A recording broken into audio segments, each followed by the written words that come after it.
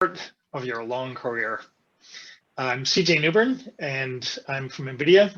And just to introduce myself a little bit, for the compute software part of NVIDIA, I kind of drive what we do for our high performance computing strategy, roadmap, key customer engagements. And one of the things that I'm really passionate about doing is building, being a community builder and working with people. I am very excited by the fact that I'm over 50, and I started saying when I was over 40, you know, your job is essentially to more and more help raise the next generation, because whatever it is that we think we can do is actually, as a human being, even though it's incredible the things that any one human being can do, the amount that a collection of people can do collaboratively goes way, way beyond that. And so I think that we have a number of people here that have a real passion for sort of interacting with people, drawing the best out of people, helping you all feel comfortable. And we look forward to all of you in your engagement here in these next couple of days for being able to make the most of the kernels of wisdom that are being shared, but this is really designed to be interactive, and we really want you to share back your wisdom, your questions that are part of your journey. So, you know, this career that is ahead of all of us can be daunting, it can be delightful, it can be intense, and it can be exhilarating. The good news is it's a journey. You're not expected to have arrived already, and you're not alone. Many people think that, you know, in 5-7 years, whatever, after starting as a professor, for example, that I should have arrived and I should be able to be capable of doing everything that we should do in that amount of time. And frankly, that's just silly. Or people think that when they need to begin at the start of their career, that they need to figure out everything they're ever going to do. We have a number of people who will be speaking and sharing their life experience today and tomorrow, who will say to you that, you know, we've all made some significant adjustments and done rather different things than we started out doing. And I was kind of telling one of my teenagers last week, your job description, if you will, is to figure out who you are, what you value, and to build strength in pursuing those values with good character. So I don't think we have anyone under 20 here, but to some extent, we're all kind of that teenager our whole life long. So our encouragement to you throughout the next couple of days is make time for yourself to be self-reflective, slow down a little bit maybe, and take us a little bit of a retreat to identify and build on your strengths, and then to be intentional about sharing the gifts that you have and develop with those around you. So what looks like it'll almost certainly morph and change in every stage of your life and career. So we tried to line up in this workshop some storytellers to share their experiences, to offer some structured insights, and to give you a chance to share stories of your own and to hone some of your skills in presenting something that you're passionate about. So first, I'd like to introduce our Vice Chair, Sunita. Maybe you could say a few words. Thank you, CJ. So welcome, everybody. Just echoing what CJ said, this is, you know, it's a wonderful program for all you early career scientists, researchers, no matter where you are, to, you know, fearlessly ask your questions, get through your, you know, anything that is running across your mind, anything that, you know, you think about, oh, do I need to go in this direction? Should I take this career path? Should I ask this question? Anything that's running in your mind is welcome. So do not hesitate. Quick background about myself. I am an assistant professor at the University of Delaware. I have my own research group and I have a lot of students, both undergrad and grad, grooming them to be the next generation workforce. So like CJ said, I couldn't agree more. I just love what I do.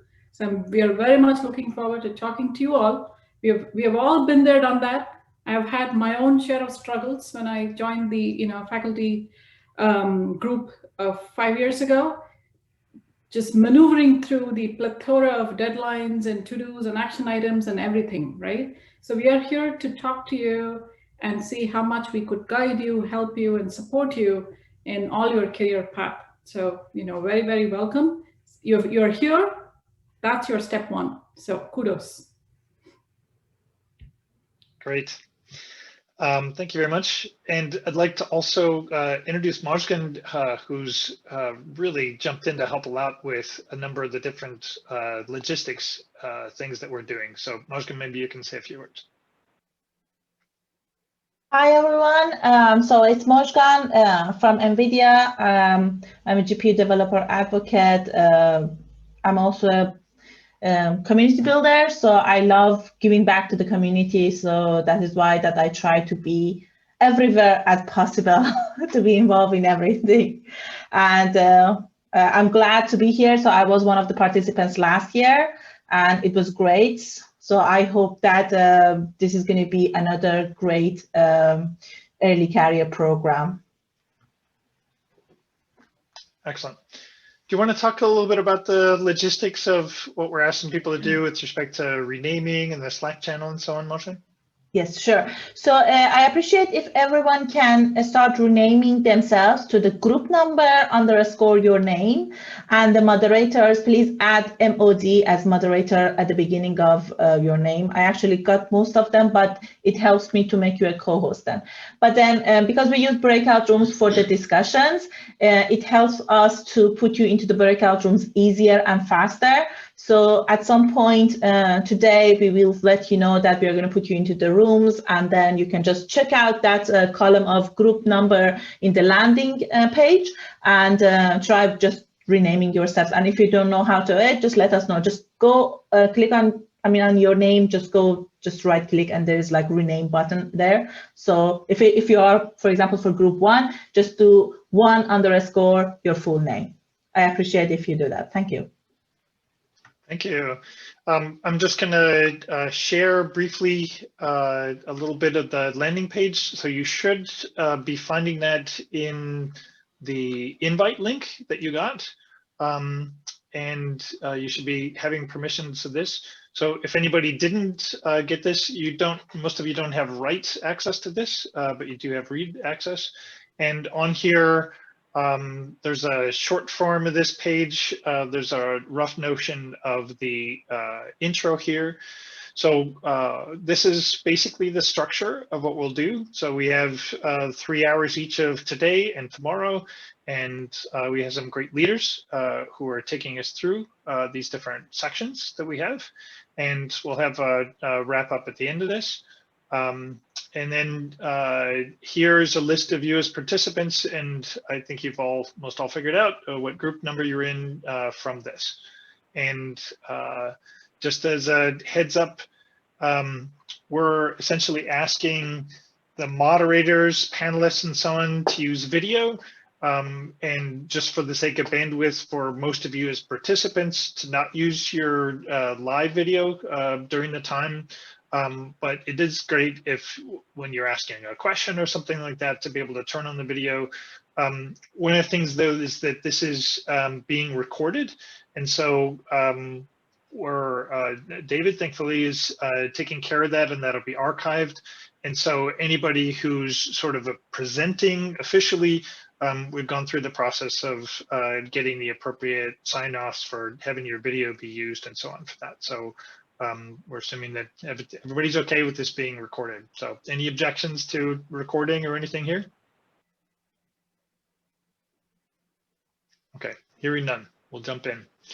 So I'd like to begin by, I'm going to stop sharing here and begin by introducing one of our our first section is related to productivity and planning and career planning.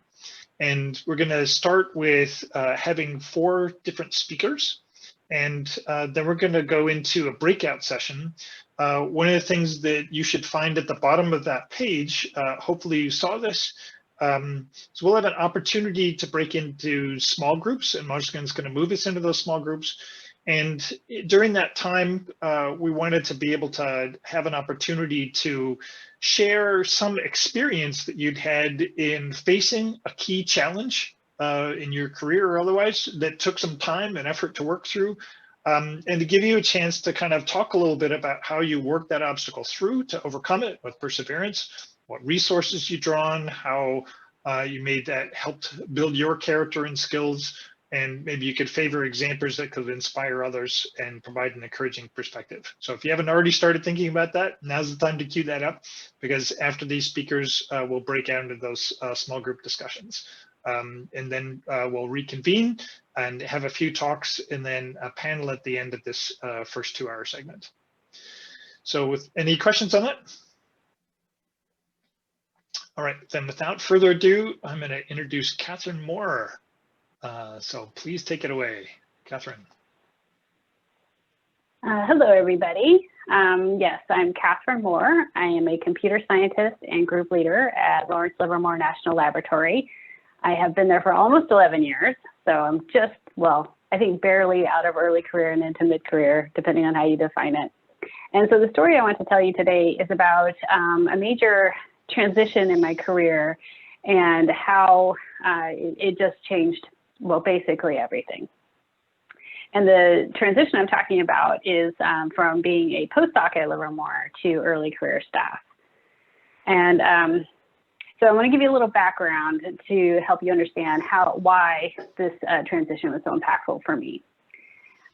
So throughout my life, I have had a fairly strong leadership, guidance, however you want to put it. So most of my choices, or at least the major ones, I felt like were made for me, or at least there was very strong guidance on what I should do. So essentially the choices were made for me. So for example, my parents are pretty strict. You know, there are a lot of rules and guidelines, more than any of my friends, I felt. But, you know, as a result of that, I was rewarded for following the rules, right? You know, being good, getting a cookie or whatever meant following the guidelines.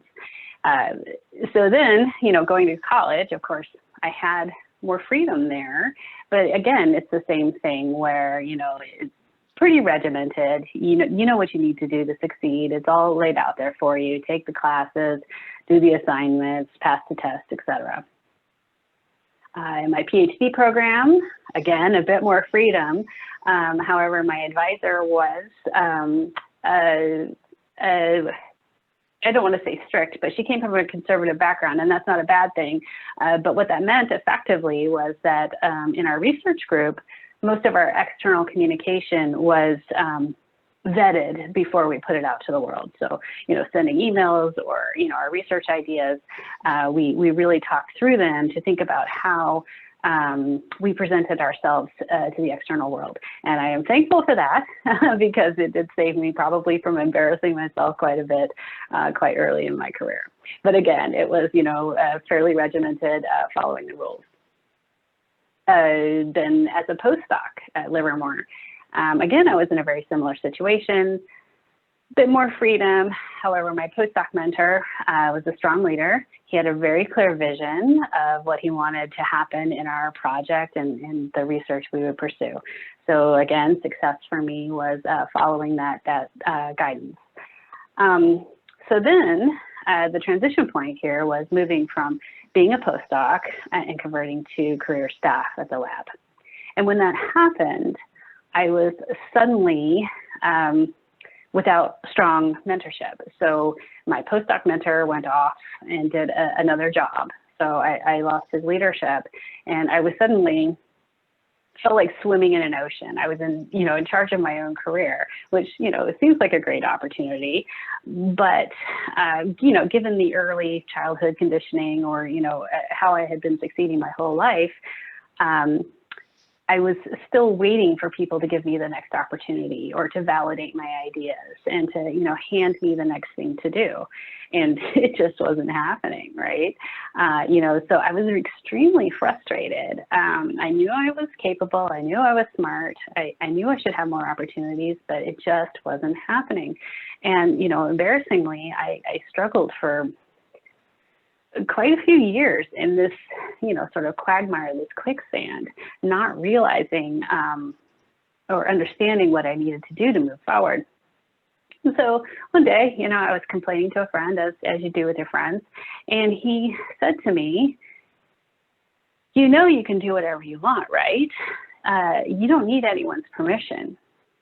And I don't know what it was about that day or the way he said it or what, but it was like a smack in the head. You know, those things had always been true, right? I've always been in charge of my life, but I just didn't realize it. And so that realization was so powerful to me. So I started making baby steps in taking control of my career, no longer waiting for people to hand me things or tell me what to do, but to do what I thought was right. So as an example, I wanted more reviewing opportunities or opportunities to participate in conference organization or leadership. And, you know, nobody was handing me these jobs. Like I thought that's how it happened. And so I emailed some people I had met at conferences and said, hey, I'm looking for opportunities. If anything comes up, will you think of me? And then, you know, over time, before I knew it, I had more opportunities than I could say yes to. So that was good. You know, in the same vein with technical work, you know, I was fairly conditioned to, you know, get my ideas vetted before I moved forward on them. You know, someone tell me that it was a good idea.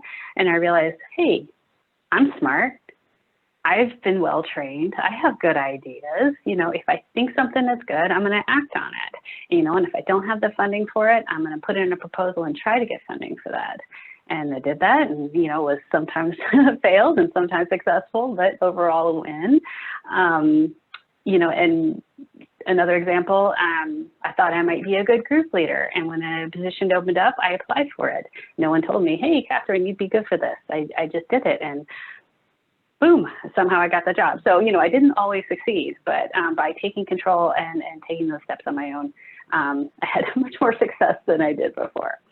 So, you know, maybe, you know, most of you out there already realize that you're in charge of your career and that you need to be proactive, but I didn't realize that. So I guess my point is that perhaps there's something, you know, blocking you from getting you what you want. Maybe it's early childhood conditioning, it's the way you've been trained to think, and by realizing that and breaking free from it, you can really change your career and life. Thanks. Excellent. CJ, would you like me to jump in? Yes, please.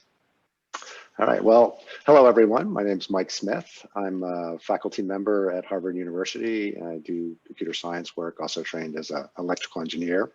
I'm very pleased to be here and share my story and a few things that I've learned over my career with you, and I look forward to hearing your questions a little bit later.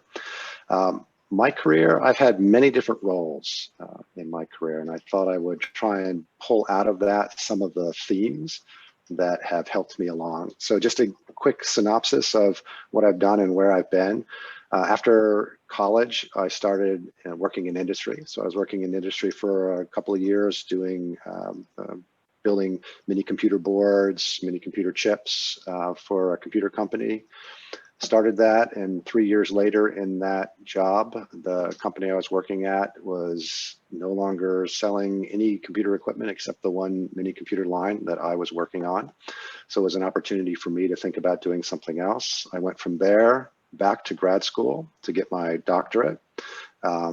Did that for a number of years, obviously, to get that done, which after that point, I then started as a tenure track faculty member at Harvard, did my research, did my teaching, was perfectly happy doing my research and teaching for a number of years. As I was getting close to my tenure point, I got a little restless and decided to start my own software company. So I built a software company doing security software for about a decade in that space. In that time, while I was doing that work and continuing to do some of my research, I got pulled into more and more administration at the university level. And next thing I knew, I ended up being the Dean of the Faculty of Arts and Sciences at Harvard University. Most people have no idea what that position does. The easiest way to describe it is you're responsible for about 40% of the overall university, 40% of a $3.25 billion operation now runs through you. And Harvard College is a piece of that. So very different than working in your own little research lab. I did that for a little over a decade. And now I'm back in the classroom, very much enjoying my time with the students and also working outside the university. I have deep interests in the educational technology space and the changes that are taking place across the whole educational spectrum. I was part of the group at Harvard that helped start the edX work with MIT. So hopefully with that description, you get a feeling that I haven't had a single role in my life at any one point in time, and I jump from different responsibilities. That's what drives me, what interests me. I want to make sure that you realize that, look, if you found one thing in your life and you're very pleased with it, and you're going to do that for the next 40 to 60 years of your career, that's fine. That's just not my story. And if it's something that interests you, I can tell you a couple of the things how I chose what I was going to do next as I looked through my career. And by the way, I'm going to be very clear here. I had no career plan, right? The things that I described to you, if you had asked me when I was first coming out of college or first coming out of grad school, where I was going to be and what I was going to do, I wouldn't have given you any kind of the answer that I just gave you. So I kind of fell into a number of these things, but had been doing it from following some ways of thinking about how I want to develop my career that I was going to share with you today. So there's 4 of these. The first one is, no matter what role I've had over time, and this is going to sound easy and quaint, but I found it to be extremely important, and that's do the best job that you can possibly do in the role that you're in.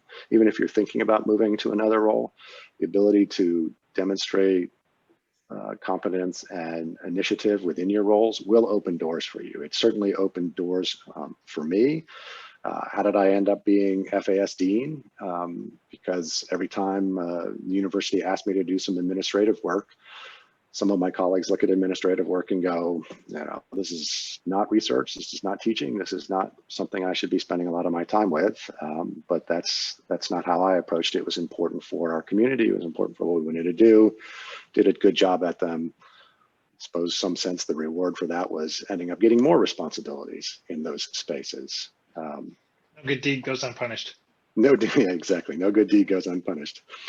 Second item is, while you're doing this and working hard in whatever role you currently have, I think it's extremely important, and I try very hard to be open to new opportunities. And what I'm typically looking for, and you should decide this for yourself, but I'm looking for opportunities that will challenge me and broadly challenge me in new ways.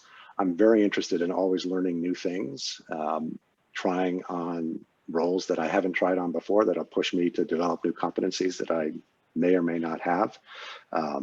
Simple example story in this is, when I first came out of graduate school and I was looking around to take a job, I had opportunities to go to institutions where computer science was fantastically well developed in that university. And at other places, if you know the history of Harvard, when I started, there was about 8 of us in the computer science area.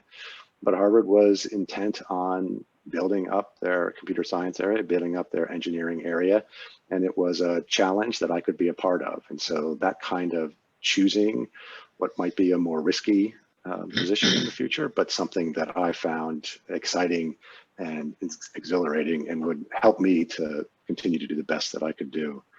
The third item in this that is kind of related to what I was just talking about, and I summarize this as, be picky.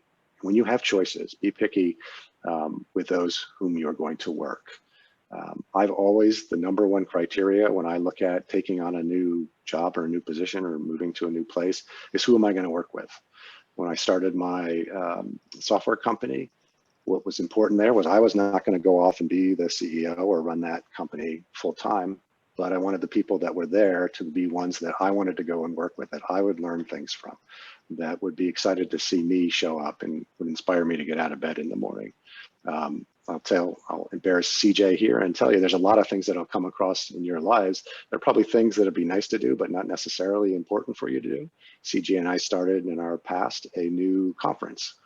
Was it necessary for us to go start a new conference? Was it going to be a lot of work? Absolutely. But I got to work with outstanding people like CJ's in new ways that I hadn't before. And that's what really flipped it over the edge for me. And I benefited tremendously from that.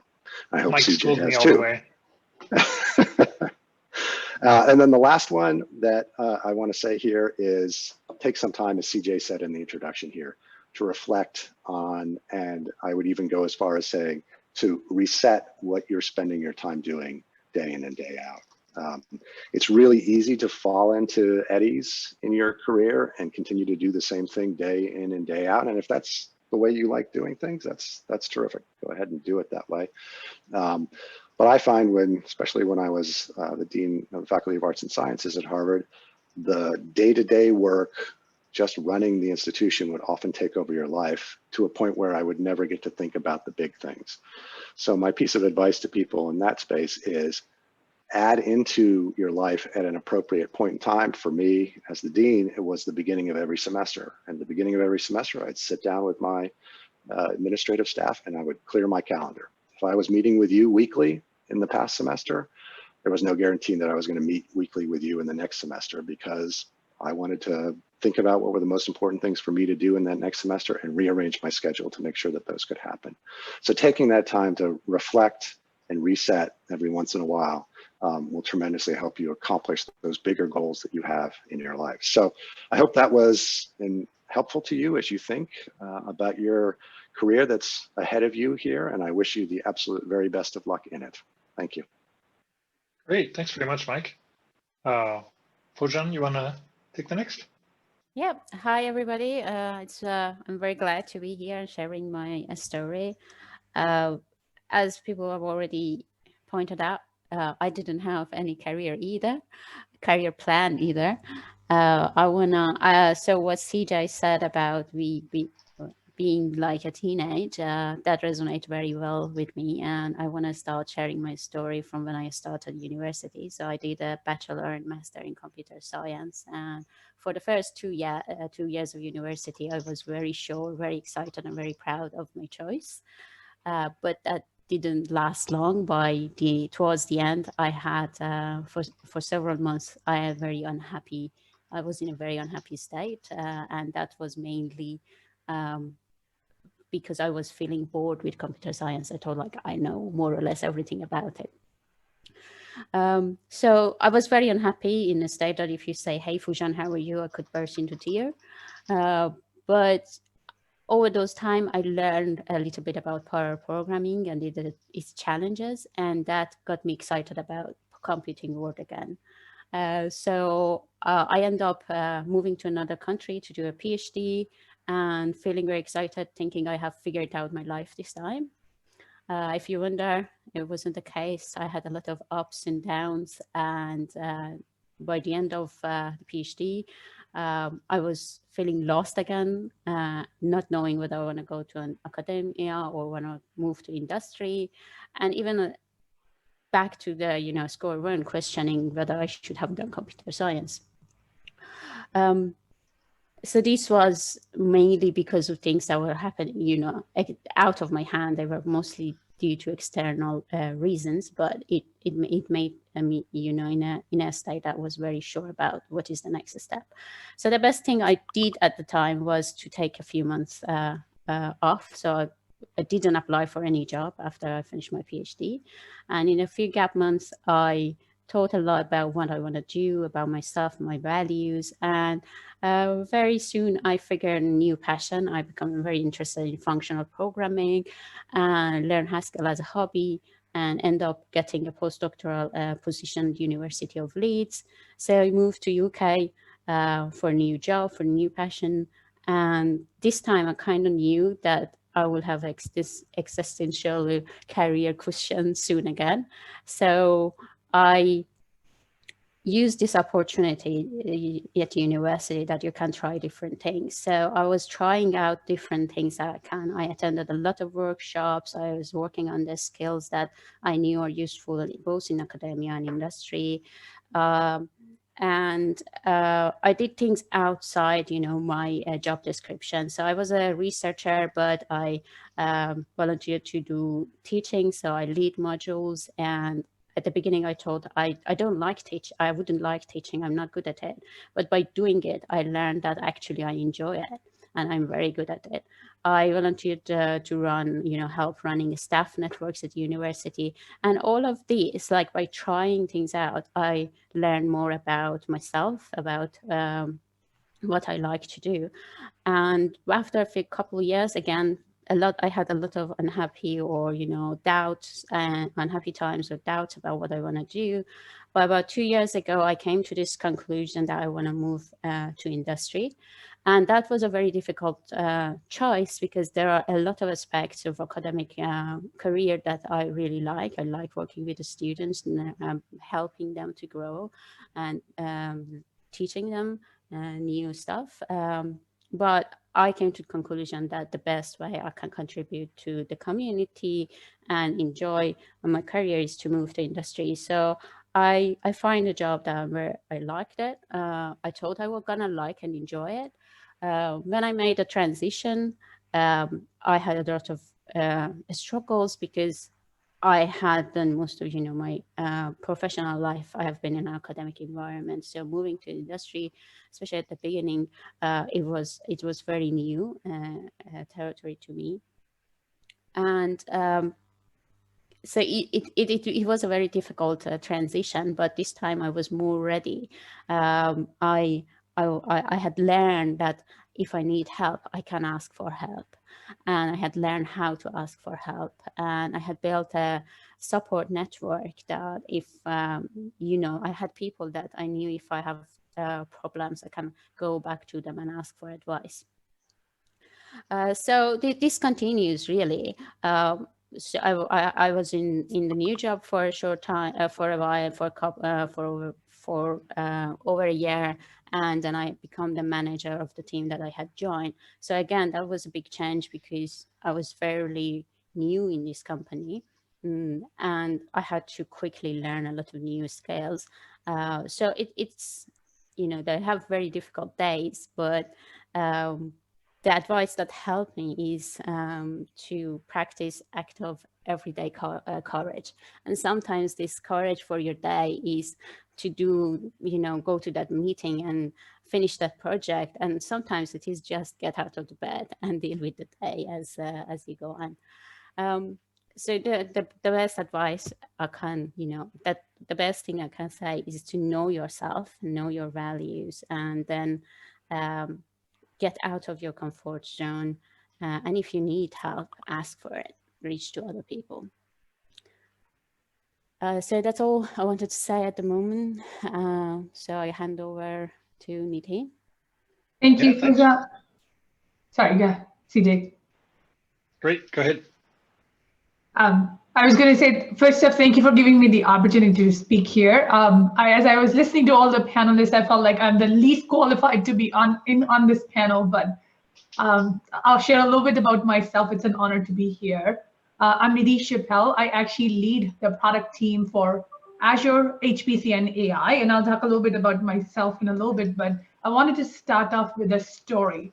And my story specifically starts off in this conference room exactly 17 years ago. I work for a big chip manufacturer, and I'm sitting in this conference room feeling completely helpless and completely bullied. And I had this sense of like, oh my gosh, what have I done? Because I have this really senior architect who's drawn a triangle on the whiteboard. Of course, he's furious. He's put himself on the top of the triangle and put a dot on the bottom saying that's where you belong. And that moment is still so ingrained. I don't remember what he said. I don't remember the word he used, but I remember the feeling that I had in my head. And now let me backtrack on how we got to this. So I actually have a master's in computer science. I had done an internship at IBM. I had a patent in branch predictions for computer architecture. So I had joined Intel to help out on performance architecture side of things in branch prediction. I felt pretty comfortable. And this particular incident happened because I actually found some critical bugs in branch prediction that I actually checked in the code for. I did all the performance regressions. Everything looked good, but I had not asked the person to review my code because everything else looked like it was good. And as soon as the check-in hit his desk, everybody got notified for him. He just came over to my desk and he just could not stop complaining about it. And the reason why I share this story and this particular incident is because this was early in my career, and the moment of panic, the moment of like, I don't belong here, what have I done? Of course, I should have listened, is something that stayed with me. And I couldn't pull myself out of that for some time because he was a senior guy. Even though I had a patent and I got into Intel because of my knowledge of Rand's prediction, I felt like, you know, there was some authority here that I had kind of gone against. As I went through this incident, I mentioned it to my manager. In retrospect, this was pretty much bullying to some extent, but you know, these things happen. My manager talked to him, nothing big happened. There was all these things, but I could not shake off that feeling. I really felt like I had done something wrong, that I just didn't belong in here.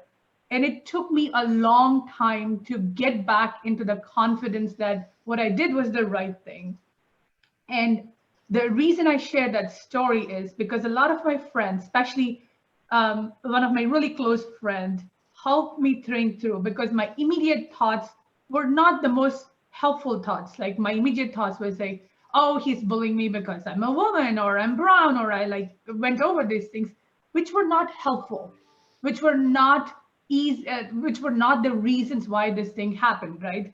So in walking back from that, it took me a while to realize that there is an element of, you know, he's written this code, it belongs to him. If I'm making changes, there's a human response to this. And to some extent, I should understand that equation that exists. But it took me a long time. Now, why am I sharing this story is because after I was able to recover from that incident, we actually ended up becoming good friends, and like, you know, we built some trust. But it took me a while to walk back from that adversity. And ever since then, so I have a master's in computer engineering. I worked at Intel for many years, and then I decided to actually go into the MBA side of things, so on business side of things. And I used that incident quite a bit, because everywhere you go, people would ask about one adversity that you had. And in retrospect, that incident taught me so much. And I was able to share what I learned from that incident so much that if I hadn't had that, my life and my work would be somewhat boring, because I was just a performance architect doing the usual stuff. There was nothing exciting to tell. It's really hard to explain to people what a performance architect does.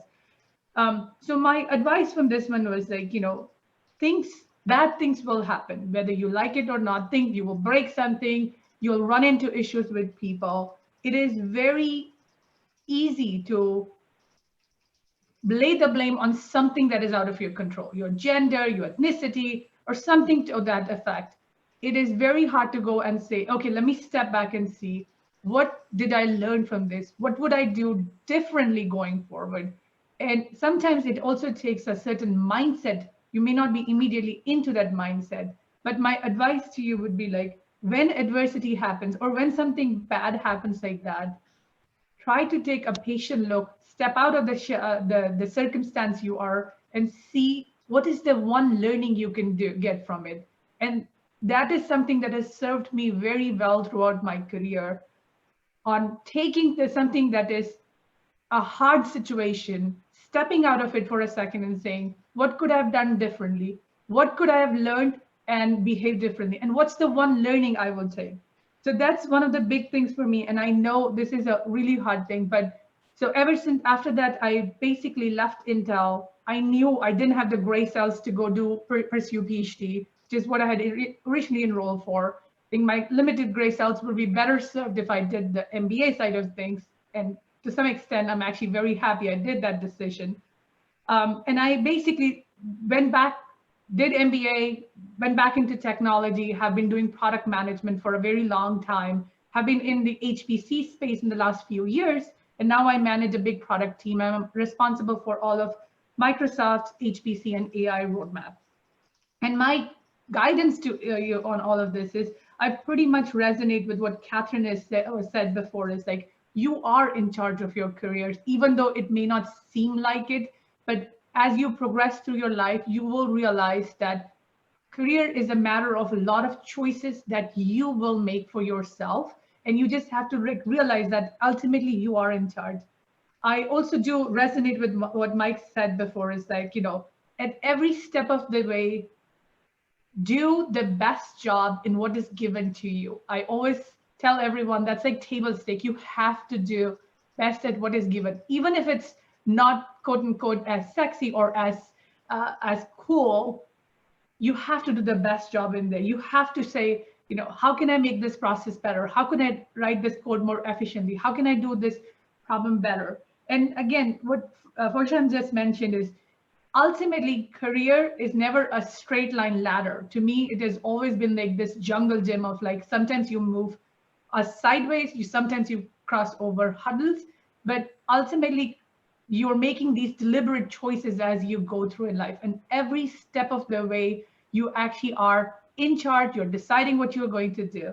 My last advice, if I was to like take all of those learnings, is the thing that has helped me is perseverance, like, keeping the long view on all of this. And especially for me, again, having come from a different country altogether, every time I was at the bottom of my career, or I felt like I wasn't going, the line I always thought to myself was, this is not why I left my country and came here from. I know there is something more in store for me, and I'm going to go find it. And we all have our places of strength that we draw from, but my general journey has always proven to me that there is learnings to be had from every experience. Whether you like those learnings or not is up to you. And there is a level of perseverance that really we all have to draw from, that just as we go through our lives, not everything's going to be working out the way we want it to, but you just have to stay persistent. So I just built on some of the learnings that other panelists had, but to me, that's the perseverance is another one I would just add to your list of things that you look through, because that is something that holds your career together. As you look backwards, I've been a professional for like 18 years, and I can persevere. I've persevered through a lot of those years. So that was just something I wanted to share. Back to you, CJ. Wow, that's great. What a great set of stories. This is life. This is the real life stuff, right? Things don't go according to plan, and oftentimes there's not a plan. Maybe there's some things we can do to, you'll remember Ashwani Gupta, who we used to work for. He used to say it's no sin to deviate from a plan, but it's good to have a plan to deviate from. So great. So next we're gonna jump into a breakout session. And again, during this time, just repeating myself a little bit for clarity. The idea is for participants, focus more on the participants. We'll have a moderator to just kind of keep things going. Share an obstacle that you may have overcome with perseverance. It's a fantastic example indeed from this, and sort of think about what resources you found to draw on, what helps you build your character and skills, because oftentimes, that's our character is really what we carry forward with, right? That's the thing that most endures. And think about examples that you can share that can provide kind of an encouraging perspective. So assess sort of with the number of people in your group. Nidhi should be, or Mazgan should be breaking this out into those respective groups. We've got, think in terms of a little more than 20 minutes to do this, and we should be gathering back here at the top of the hour, just past the top of the hour, maybe 5 minutes after. Okay.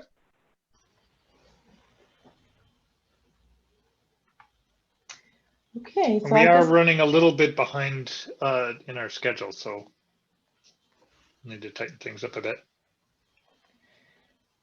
So is the correct screen is shared, I guess? Yes. Yes. Yes. Okay. Sure. All right. Okay. Thank you. So so next talk is by me. So it's on time management and productivity. So many of us work in an endless stream of tasks, emails, notifications, meetings, multitasking in the process, and we never pause and it never ends. We want to do more every day, and there's a lot of information overload that kills our brain. And then when the day is over, we're extremely exhausted. And then we look at our to-do list and we kind of feel like, oh my God, there's a lot left. I haven't achieved anything. I didn't do anything. And we try to move some of these tasks that we couldn't finish today, move it to tomorrow. And then we start the next day. We are ready for a mindless stream of tasks and distractions all over again. And well, too much is thrown at us at once, every day, every week, and we are too busy juggling everything that comes to us, basically. And we don't take time to sit back and evaluate everything to see what is essential, what is urgent, what we can delegate, and then what are the other things that are really taking a lot of our time and are not actually that important. So when you force yourself to focus on essential tasks that have a large return on investment, you will be more productive and you can achieve more by simplifying your life in the process. So you can do more in less time. You can track the time you spend on tasks each hour of the day in a week. There are a lot of tools that you can actually use. You can use a tool called Rescue Time. You can use Toggle. You can even use your calendars, Google Calendar or Outlook, but then you have to manually modify the blocks of time that you basically spend on each of these tasks. But then you can use one of these Toggle or Rescue Times, or there are tons of other tools out there that you can actually use to monitor how much time you spend on each task. And then you can ask yourself these questions: how many of your activities got you closer to your goals, or how many were a waste of time, and how many you could actually delegate. So you can pick 20% of your task that provides 80% of the results, and then simply just discontinue the rest. So when there is this rule for most important tasks, that you choose top 3 most important tasks for each day, and you focus completely on getting them done within a specific time. And then any more than that, if you want to do anything more than that, probably you are not going to be able to finish them all, if that makes sense. When you restrict yourself to a small number of things, you force yourself to focus only on the essentials. You can make your to-do list short. You can call it a success list. And then this success list, is the list that you create around extraordinary results. So if I want to compare the to-do list with the success list, the to-do list is a very long list, disorganized, and then it pulls you to many directions. But then with the success list, it's a more organized list that aims you to a specific direction, and it is pretty short. And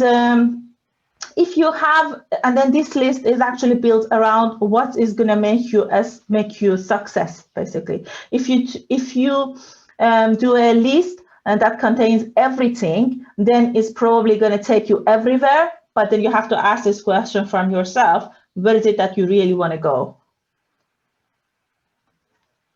So focus on important stuff and eliminate others. When you are doing too much at a time, you're constantly switching from one task to another, constantly interrupted, constantly distracted. We do a lot of context switching, and we all know that it is bad. But then try to do less, clear away all these distractions to a single task at a time, and then you get more done. So you can start from today, pick what you think is more important, clear some space, just work on the most important, measurable, and attainable goal. So for too long, we have overemphasized the external aspect of choices and underemphasized our internal ability to choose. So when you don't deliberately choose where to focus your energy and time, other people will choose it for you. And before you know it, you lose sight of everything that is meaningful and important to you. You can either make deliberate choices daily or allow other people's agenda to control what you do. When you forget your ability to choose, you become helpless, and then you end up becoming a function of other people's choices. So you practically give others not just the power, but also the permission to choose for you.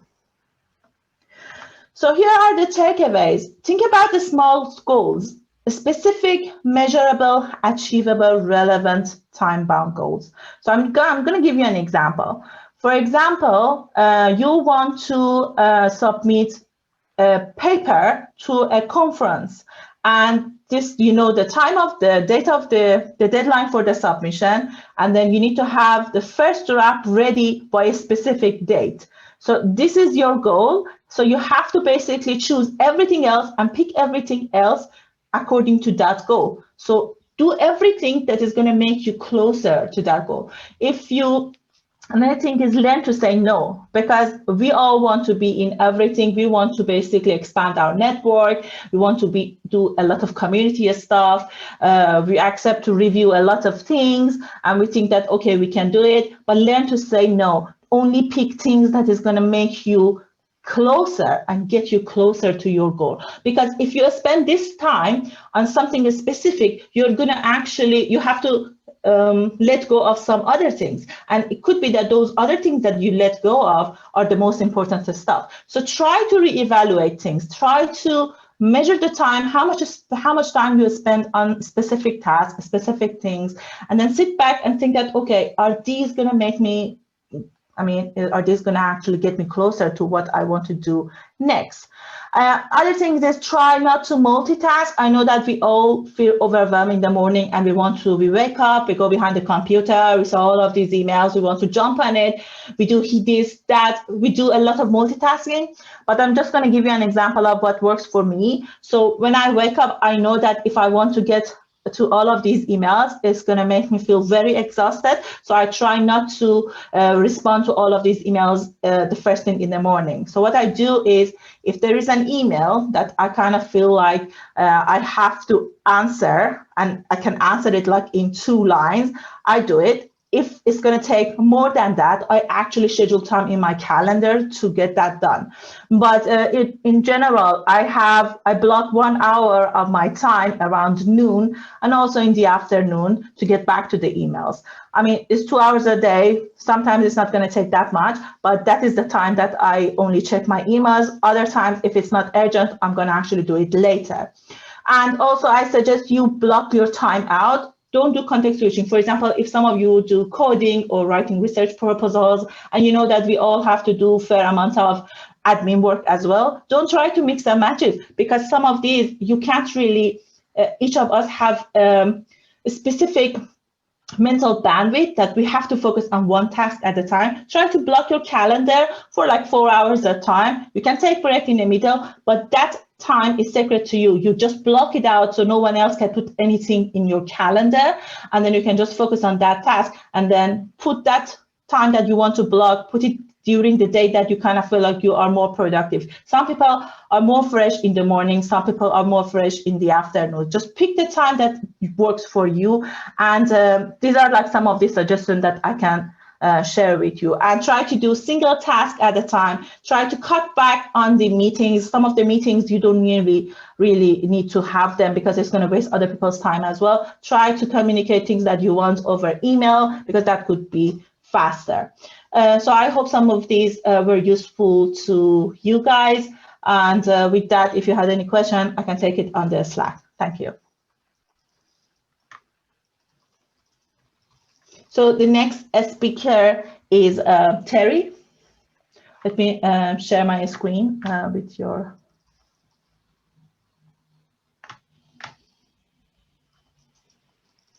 Hi, everybody. So I'm Terry Quinn, and I work at Lawrence Livermore National Laboratory, and my job there is to oversee the Livermore Computing, the High Performance Computing Center there. I was participated in this program last time and enjoyed it so much I wanted to participate again this year. So I was given, 10 minutes to talk about navigating career changes, which I found pretty daunting in the beginning. So I've got 4 tips to give you, hopefully in my 10 minutes.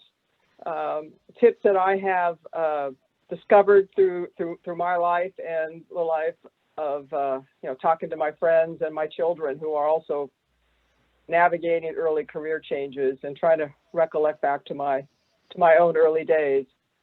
So the first one is really, change is inevitable. You may be comfortable in very static situations in the job you are, and that's fine, that's great. But even in those cases, things can happen. Company jobs can go away, projects can go away, and you're going to have to deal with change. So I think one of the first things that we all should try to understand about ourselves is our tolerance for change. There's no good answer here. Having a lot of change and thrashing about isn't good.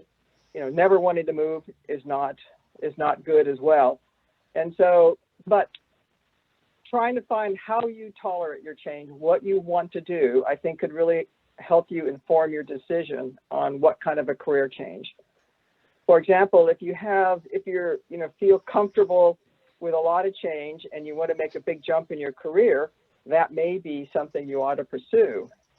If on the other hand, that would make you very, very uncomfortable and for a long time, you might consider, if you're targeting a big career change, to take a step at a time and to at least stay in the same community or at the same company, but change your job or something like that.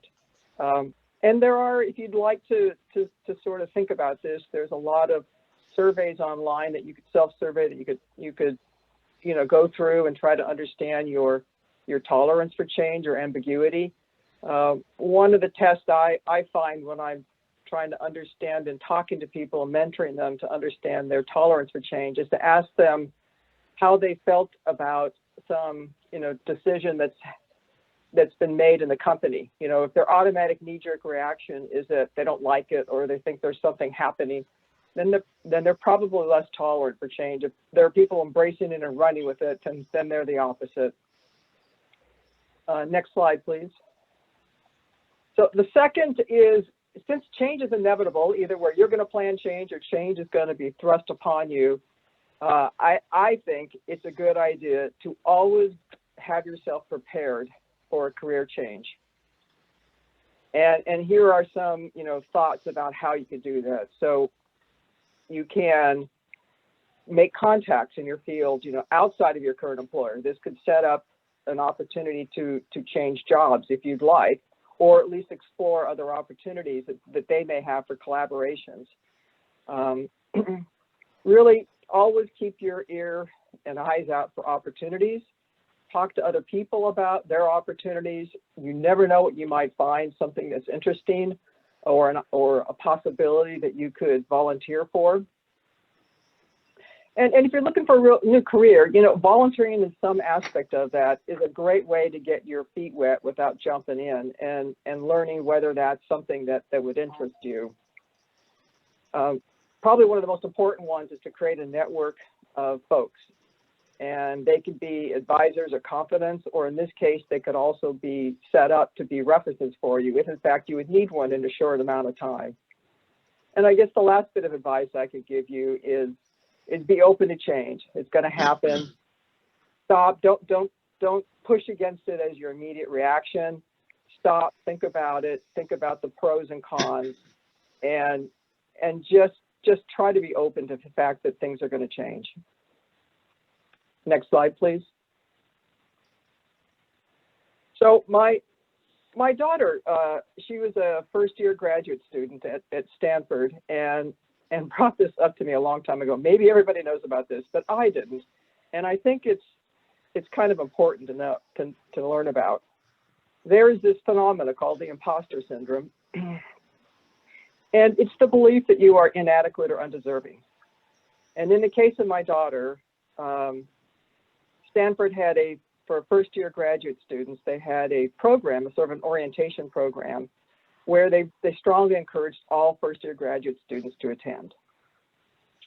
And they're from all fields around Stanford. And so my daughter, showed up, and one of the first things they did was to ask people to put their heads down on the table, and they're going to ask a question. And they didn't want people in the room to see you know, what everybody else was saying. And so they put their heads on the desk, they asked the question and said, how many of you believe that you belong here? Now, I would have thought, you know, since they just got accepted, that a lot of people would raise their hands. So they all sort of raised their hands with their heads down, and then they said, keep your hands up and lift your heads. And everybody in the room had their hands up. There was not a single person in that room that felt that they belonged there. And the organizers said that this happens every year. All these people feel like they're not deserving. And that can really color your career and how you react. You lose your confidence. So it was nice to know first from my daughter that all the other people felt the way she did. But I can say in my career, after she told me this, things that I recall are, you know, not wanting to apply for jobs that I felt I wasn't qualified for, because it's kind of daunting when you read the job postings. It has, you know, they're looking for the ideal person, and you're never going to be ideal when you go into that job. And so I wouldn't apply for those jobs. And I realize that now after the fact that I probably could have gotten those jobs if I had just applied and recognized that I had qualities I could bring. But it is hard to get yourself out of that. And so here are some tips to dealing with this syndrome. And I think everybody will have this at some point in their career. And as I pointed out, even high achievers get this. In fact, they may get it even more than just everybody else. But pay attention and recognize your expertise. You know, think about what you do well and what you've accomplished. Talk to a confidant where you can explain your reservations, and then they can give you feedback on whether they're valid or not. And best of all, don't let doubt control you. You know, if you have a little bit of doubt, that's okay. You still should move ahead, or at least consider moving ahead. Next slide, please. Okay, I think this is what Catherine pointed out, but take control of your career.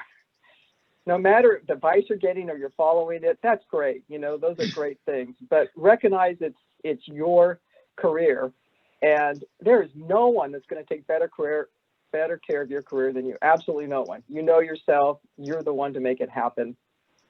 And being in control can be very powerful. I'll give you two examples. One's kind of a negative example and one's a positive. I'll start with a negative.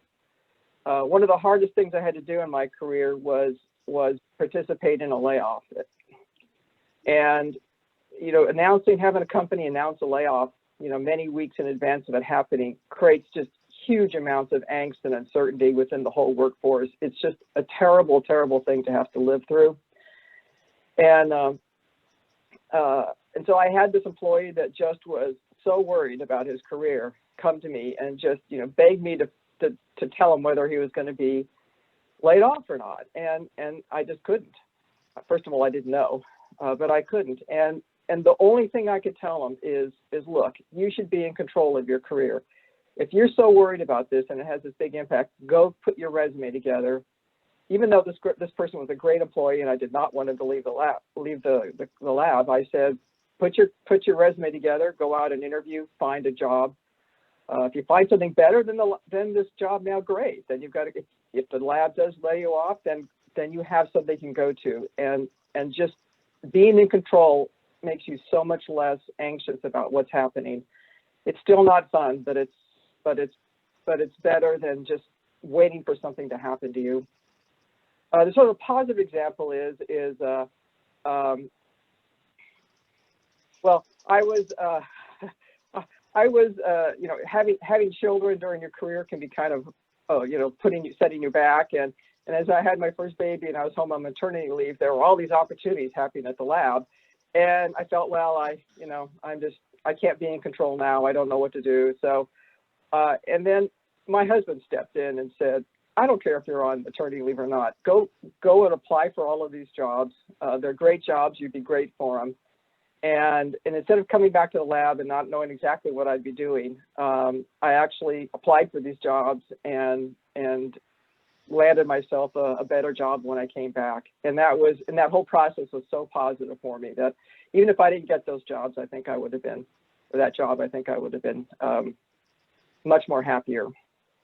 And then again, because change is inevitable, just be prepared for a change always. Don't have it sneak up on you.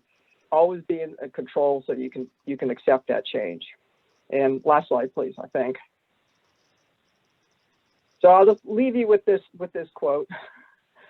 And it's don't, hold yourself back because you don't think you're ready or you don't think, you're going to be able to compete. Just try to find out. Either ask people, talk to people, explore it, volunteer. It's so much wiser to find out what you really like, what you really could do, than to just sit back and always wonder. And I'll leave you with that thought. Thank you. And I think I turn it over to CJ now. Yeah, great. Such wonderful wisdom we have here. All right, I'll likewise try to cover a few different areas. I didn't do slides, so I'm just going to do this less formally. So one of the things that I'd like to suggest as something that could be helpful to you is to focus on where you excel versus soldiering through your relative weaknesses. So oftentimes we get out of grad school and we say, oh, I did my PhD on this, therefore I'm supposed to be good at that, and that's what I'm supposed to do the rest of my career. So one of the things that I struggled with is that I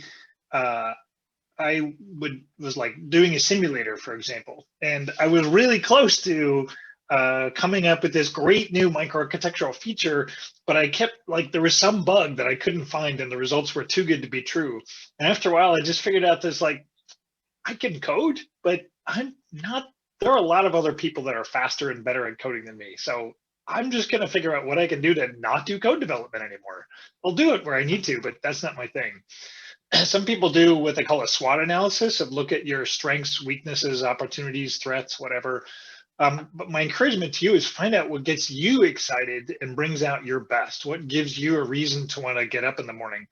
And then also look back on your accomplishments and let them boost your confidence. So when I was my first job out of college, actually, some of you may know Rich Vuduk. He was a high school student that worked at the time that worked for me with this little dinky little startup. There was another guy there named George. And I would pass stuff off to George and ask him to, implement some stuff, do some schematic diagrams for some circuits we were designing. And I'd go back and ask him after I thought it should be done and say, George, how's that coming along? He says, well, I tried this and that didn't really work out. And I tried this other thing and that didn't really work out very well. So I'm kind of trying this other thing. So we kind of got together as a little team at this little startup and decided to give George a 10% bonus if he could sort of make himself more productive. And he started setting his own goals and figuring out what he wanted to do. And he at least doubled his productivity. And he used to come in every day, George, how you doing? I don't know, I feel sick. And, he was always sick with something. And then he started coming in every day with a spring in his step and just really excited to go to work. It's wow, that was really good for George. It's really good for the company too. As you work with other people, if you're in a position where you can help other folks, I really encourage fostering creative thinkers rather than worker bees. So I work at NVIDIA. We have a culture that's sort of free to be agile and swarm to whatever's most important. It's amazing freedom, but it's amazing productivity of what gets done that way. To consider where you want to stretch into new areas, new skills. It's pretty common to reinvent yourself even several times during your career. Some key skills, though, often involve communication and leadership, networking, collaboration, mentoring. So I kind of, I just shared in sort of the introduce yourself thing. Early in my career, I made lots of hodgepodge small contributions in a whole bunch of different areas. And I didn't really advance very quickly in sort of according to the metrics of, making a principal engineer or whatever. But by doing a whole bunch of different things, it equipped me to sort of become sort of a systems guy and look across a whole bunch of different areas and be able to quickly ramp in any of many different areas that I need to, but to be able to look at the big picture and make trade-offs. And not everybody can do that. That may be who you are, it may not be, but figuring out whether that's who you are and whether that's what you want to do can free you to sort of give yourself some patience of saying, yeah, my acceleration curve may happen more at the back end of my career rather than the front end. And I also encourage you to think not just what do you want to do, but what do you not want to do? So when I got out of grad school after writing 500,000 lines of code that I kept, that's not ignoring all the other ones that I threw away, I was pretty sure that I didn't want to write compilers anymore. So that was a helpful sort of guide for me. So one of the things that I'd encourage you to do is under the heading of discerning specific objectives, define what success is for you. Perhaps it's in terms of character and identity. Perhaps it's in terms of the legacy impact or recognition that you're going to have. Where do you want to be in a year, 5 years, 10 or 20 years? Consider what the short and long-term trade-offs are, and whether sort of rushing to score or even rushing to speak in a conversation is really what you want, or what you're after is being sort of dependably prudent. Something changed my perspective that I've remembered from many years ago. Kim Hazelwood made a comment about Robert Cohn, who was at Intel. She said, Robert doesn't speak very much, but when he does, I really want to listen to him because I know that I want to take very seriously what he says. That's a really useful piece of advice. So you may want to sort of write down and formalize what you seek to advance and how you measure it and who can help you periodically evaluate that. Maybe you want to you could value something based on lasting impact rather than, hey, no one else is going to do this. I was sort of given an opportunity for kind of a central leadership opportunity as a micro architect on one of the Pentium 4 components, because I thought that something important no one else would do. It was a Perfmon stuff, and thankfully Needy eventually I think took that over from me. And decide whether that's something that you really want to do and who you're doing it for, you or your organization. Needy and I worked on that some together, and then somebody in a different organization took over the performance monitoring stuff. And that was really valued by her organization on the software side. And she got like this crazy fast promotion. It's like, wow, I was doing that. Why didn't my part of it, the company matter? And so I thought that was kind of funny. And it really does help to think about who's your customer, who you're really trying to do this for. And you could also think about, as you're working things through, one of the things that was really helpful for me is I identified a manager on a project, and I could tell right away it was a pretty dead-end project. It was gonna fizzle out. But I noticed that I had so much that I could learn from the manager of the project that I stayed on that project. So did that hurt my career? In the short term, the accomplishment I had, it didn't have so much business impact to show for it, but I learned so much from that guy, Kevin, that it was a very good choice for me. So think in terms of the long term as to what you want to do. When you're pursuing those objectives, you could think about sort of who your customers are, maybe review your success criteria with them, ask them, what would it look like to knock the ball out of the park in this area? Make a plan, review progress with them, maybe once a quarter.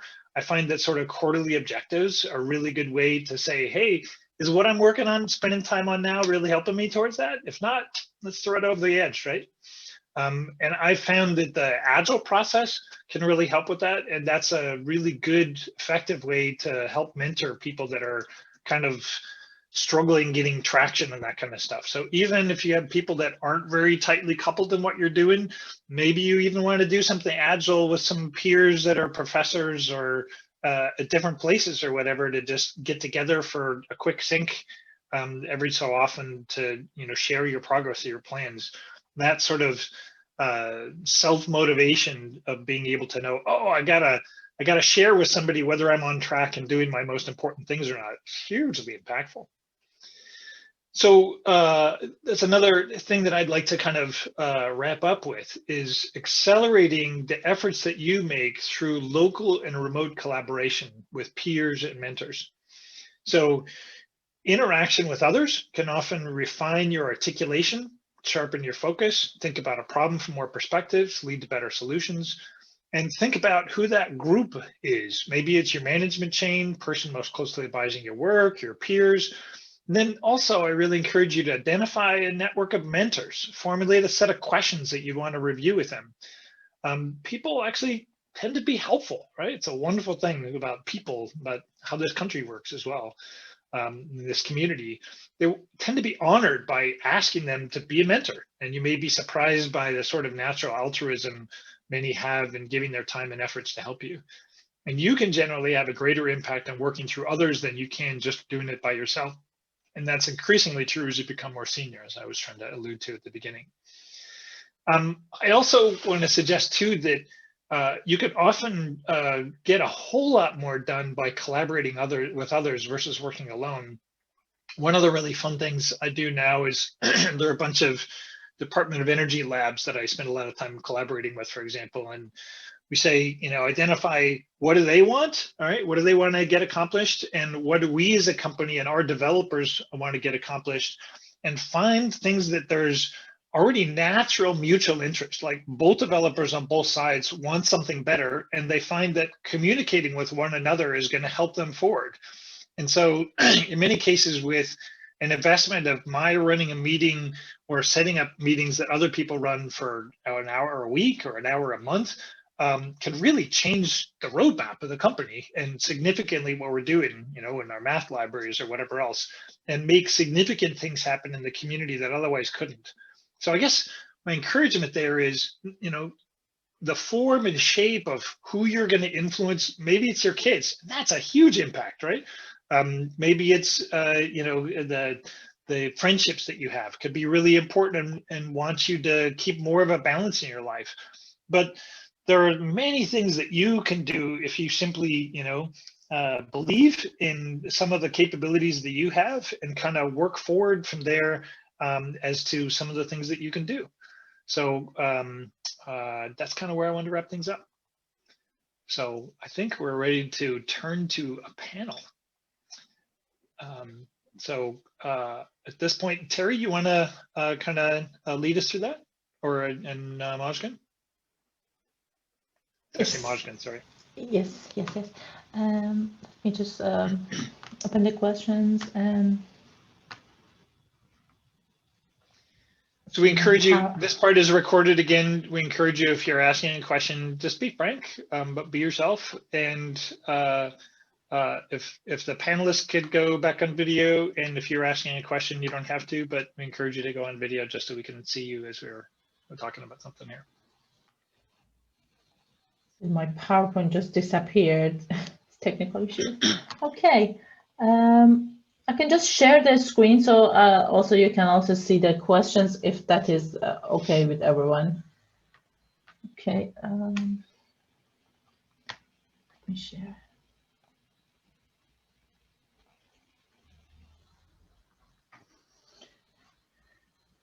Okay, so first question I would like to ask is, at what point in your career did you decide to change your career path, and what made you realize it was the time for a change?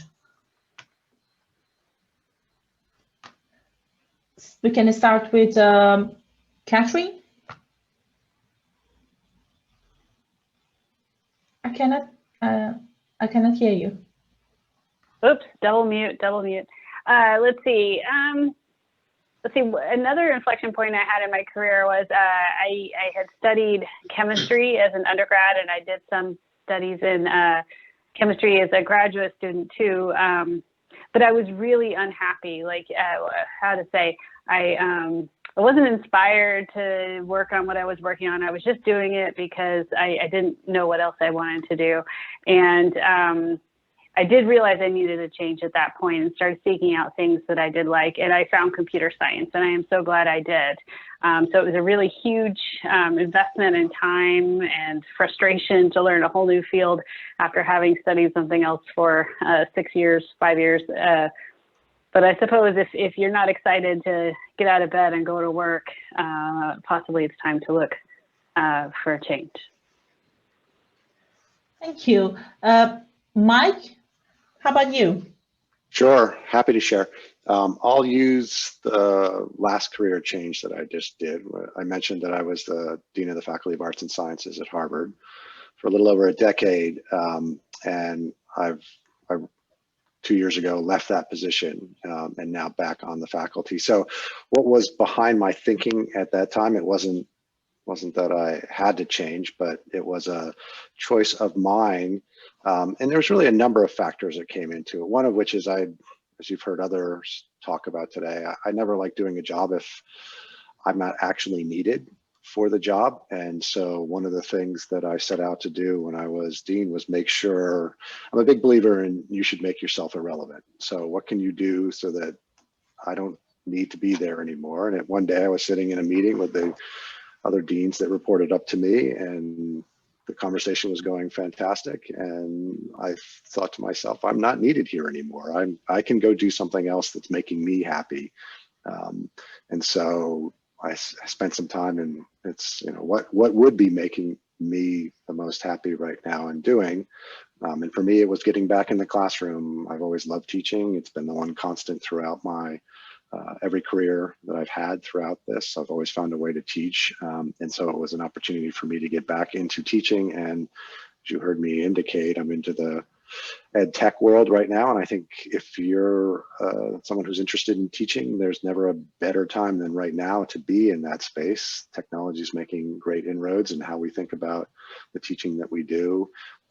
And more people in the world need to be educated than ever needed to be educated in the past, and the ways that we can do it are exciting. So there was a wonderful opportunity for me to move into a new space that was exciting for me, that would push me forward, and not do something that I just didn't think I needed to be doing anymore. So that was my answer.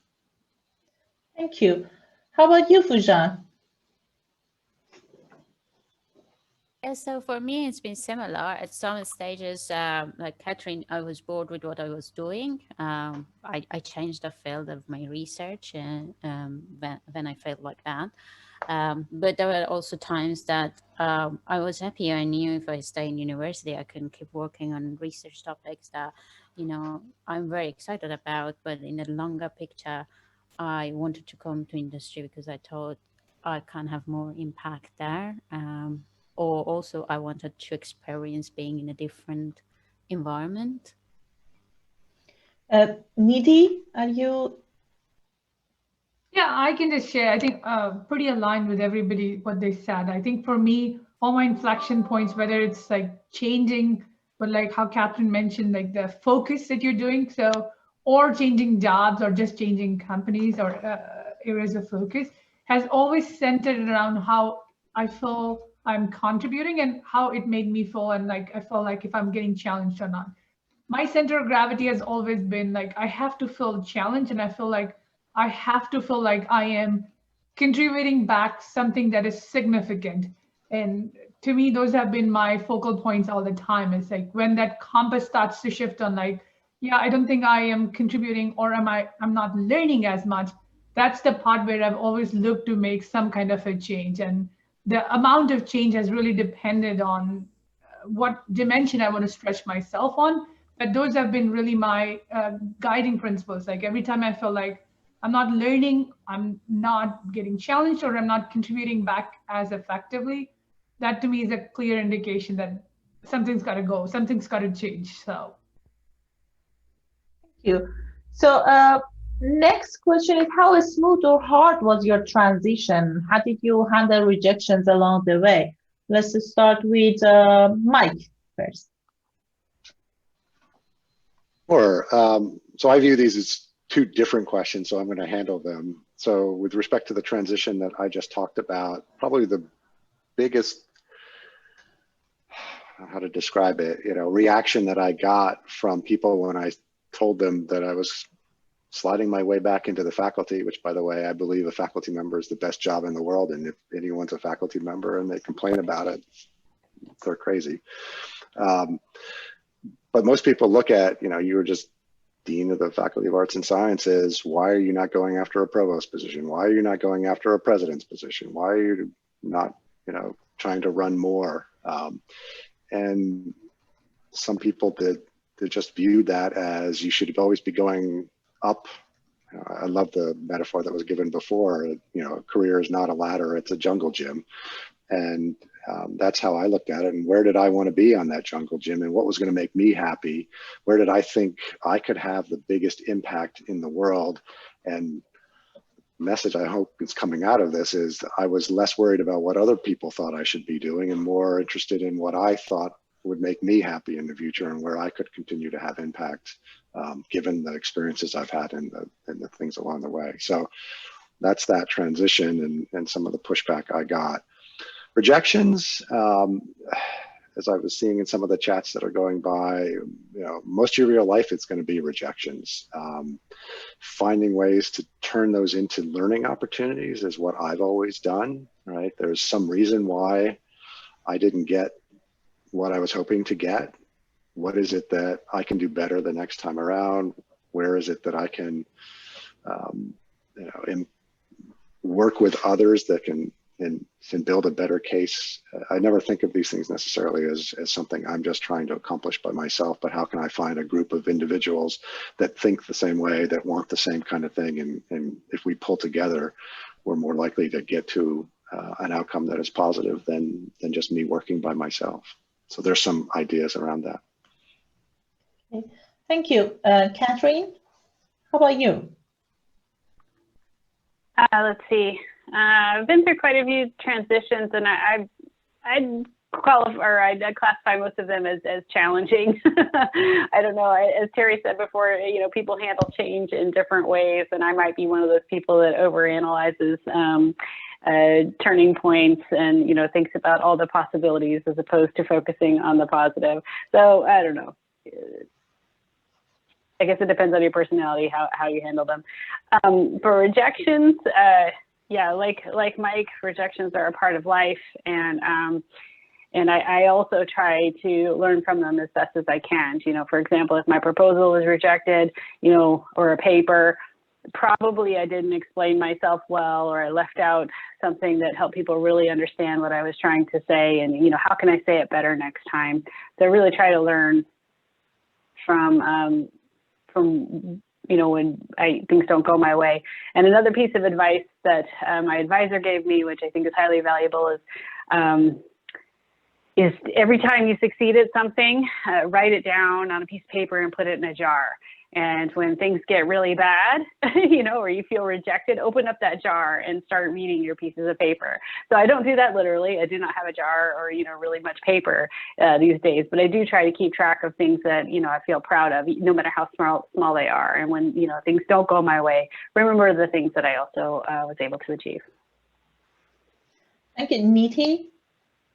Yeah, so for me, I think transitions are always hard in some regards that, all the reasons people said, but a big part of transition for me has always been the emotional part of it too. For example, I had worked at Intel for a long time. So the idea of leaving an organization that you've given everything to is really hard. And just being able to make that emotional decision without being emotional about it was kind of hard. And as you progress through your life, decisions like these transitions become multidimensional, right? It's not just about you, it's about your family, and it's what this might mean for your retirement plans, and all of these are the dimensions that, fortunately or unfortunately, you don't have to deal with in the early transitions, but as you progress through, you really have to think through. So for me, transitions, the biggest thing that I try to do, and it's been hard, is try to have an unemotional, more scientific approach to what this means for my career, for what I want to do, for my family, and how do I make sure that I'm making the right decision. So I'm kind of in the Catherine camp of I do analyze decisions more scientifically in some regards rather than emotionally, and this having trying to kind of put that emotion away, kind of trying to put your commitment to an organization and all the body of work that you've put into that organization on the side and just say what's best for you going forward is hard. I mean, it takes a very long, it takes a big emotional toll on this. As well as rejections, the way I think I echo everybody's sentiments is by the time you get into mid-career, which I consider myself more of a mid-career person, you've seen so many of them all along that it just is yeah, I guess they didn't understand me, or they didn't appreciate what I bring to the table, you know, so what? Like, let's move on from it. It's easy said now because, you know, I have gone through so many of them. The first few were really hard because you were like, oh my God, this like really undermines my value and my confidence. But when you have a few of these all along, you're just like, yeah, I think it's just people not following what I was trying to do or the value I was bringing to the table. So I've always viewed rejections in that light of like, you know, you get some and you lose some. So at the end of the day, it doesn't really matter. So. Thanks. Fujan, how about you?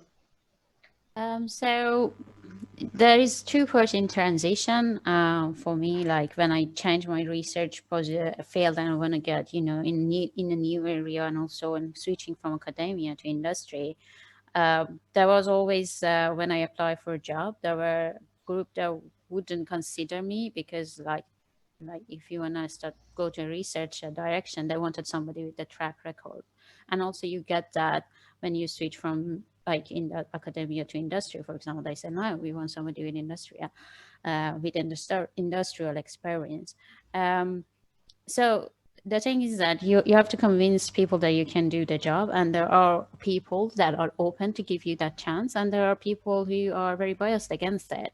You can't do anything about it. You just have to keep trying till you find the right match for you or the right person to work with, and they will give you the chance. There are people who give chance to people when, you know, they're making a big transition, whether in their field of work or in their sector. So it's just keep trying. And also when you go to a new position, like especially for me, it was from academia to industry, then to adapt to, you know, the culture or the rules of the new environment. And in that part, things that helped me was to having, you know, support mentors outside my organization, having people outside, and also finding allies inside the company that I could talk to them. In terms of handling rejections, I normally give myself a few days to be very upset and, you know, sad about it, that it happened. And then I try to analyze it and see whether that rejection, any lesson I can learn, whether it is actually for a good reason, if for whatever, was it a paper or job direction or something, could I improve something? Is a message or is it just a taste of the person who make that judgment and move forward? CJ, would you like to add anything? Yeah, if I could. My take is that what we do in our careers and the impact we have is fundamentally relational, right? So we may think that a technical thing is going to matter, but what is actually going to matter way more is relationships. And so we're all going to make mistakes. And if you will, we're all going to get yelled at, whether it sounds nice when we get yelled at or it sounds really horrible. So we have an expression where I work that we call pivot. So imagine 2 scenarios, one in which I make a mistake and my boss or a senior person or whomever comes and corrects me, right? And says, that didn't work, you know, and here's the problem, right? And here's what needs to be addressed with it or whatever. So I can essentially push back, defend myself, pick somebody else to insult or pick on or blame or whatever. And then you can, and maybe I would think that in so doing, I'm going to make myself look somehow better. Well, what did I really do, right? Particularly if I push back, what I did is that person next time, instead of coming back to me and counting on me to fix it and do better next time, they're going to say, I'm going to find somebody else. I'm going to find somebody else to give this responsibility to. I'm going to rely on somebody else that I can work with. You know, I'm going to lose my job, but I may get kind of sidelined with respect to that. As an alternative, if I go and I pivot and I say, I start out assuming that there's value, even if I totally disagree, even if it's unfair, if I assume that there's value in whatever this person has to say and that I have something to learn from it, if I act in humility and I act with grace, and I act with respect, then what I'm doing is building trust with that person. And even if they later come to discover that they were completely wrong or partly wrong, or they overstated something or whatever, I've still managed to build trust with them. And I love your story again, Nidhi, of, you know, I heard in my daughter's 13-year-old daughter wanted to watch the Princess Diaries or something, and they said, you know, no one can make you feel inferior without your consent, right? That's our job. We can't do that. And so we can sort of take a positive attitude and pivot from that. So no matter how much we get rejected, it's always on us as to what it is we're going to do to bounce back and use that as a learning experience. Thank you. So next question is, how do you try to stay on top of your task? Any tips on managing time better? We go with Nidhi. Really, I was just going to say, managing time better, especially in the current space of COVID, is really hard. So I think I'll echo with some of the tips that were talked about before, is that, you know, think about what is high priority for you almost on a daily basis, whether it's a proposal that is due, whether it is some commitment that you have to have for somebody, and really prioritize what you want to do and how you want to spend your time effectively. Time is the only currency you manage yourself, right? Everything else is managed for you. And I even though sometimes I struggle with that too, is the best thing you can do is carve out and own your own time. Like I think Mike mentioned this earlier, is like, you know, every semester he starts afresh on like how he would spend time. I almost do that every day on my calendar. Like, what's the most important thing that I have to get done today? Whether it's meeting somebody new, whether it's getting some work done. And I'm almost micromanaging my time. And it sounds more I'm in control than I'm actually am, but that's where, you know, having that level of, you know, I'm in control and I want to spend my time effectively is a daily task. And in today's time, when you actually cannot meet people, we were just discussing this in our breakout room too, effectively managing how much time you're spending in meeting new people, discussing new ideas, networking is a task by itself too. So incorporating that in your list of priorities and how much time you want to spend on that is an important thing too. That's some of the things I use for managing time better. Like, you know, really prioritizing and aligning your time with what is critical and time important for you. Thanks. Catherine, how about you? I have a similar approach as Nidhi does. I have a sort of master to-do list, and I, you know, scan the scope of that pretty much every day, and then pick out the few tasks that I want to get done for that day. What is the highest priority? I will say that one of my downfalls is I tend to prioritize things with a short-term deadline over things that require more thought and planning. So I do try to catch myself and notice that, you know, not to always push something like idea development down the stack because it's not due tomorrow, for example. But it's a constant challenge, a daily challenge for sure. Thank you. How about you, Mike? Yeah, great question. First of all, I would not claim I'm good at this. I'm not. I've also learned over time that I just can't do it every day. It frustrates me. It depresses me to look at my calendar and say, you know, this is what I wanted to do today and I didn't get it done. So that's why I've given the piece of advice that I did, which is give yourself some time at some point in the future to go ahead and reflect and reset, right? And what I find is at the beginning of that time, I'm working on the problems that I really think should be worked on and getting the problems done. And then as time goes on, my life gets more and more hectic and more crazy. Trying to be an eternal optimist in the world, I believe some of that is actually good for you.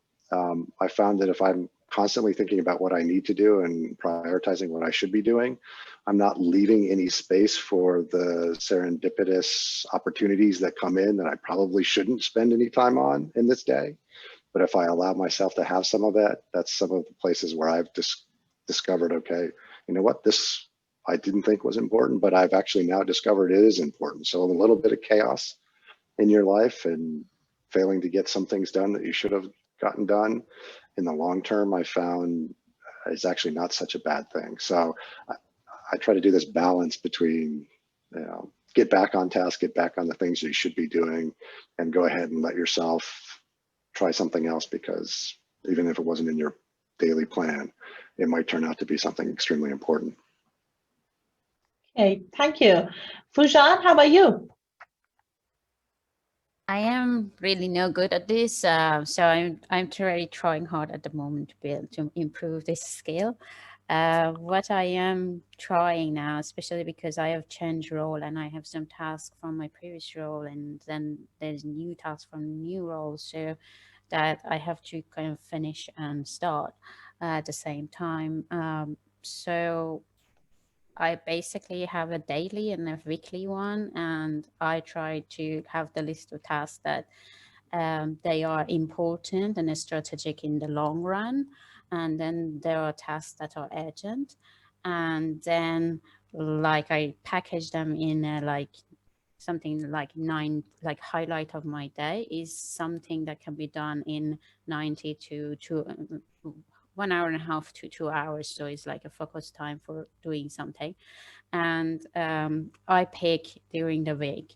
I try to choose both from the strategic, important in long run, and also the urgent one. And sometimes if you have to do a lot of short urgent tasks, then I bundle them in like one big task as a highlight for my day. So like I pack or bundle all like these 10 emails that I have to send in 1 hour and a half task. And this helps to basically to get on top of things to some degree, and also not feel always stressed, like at least feel good that I am managing things to some degree.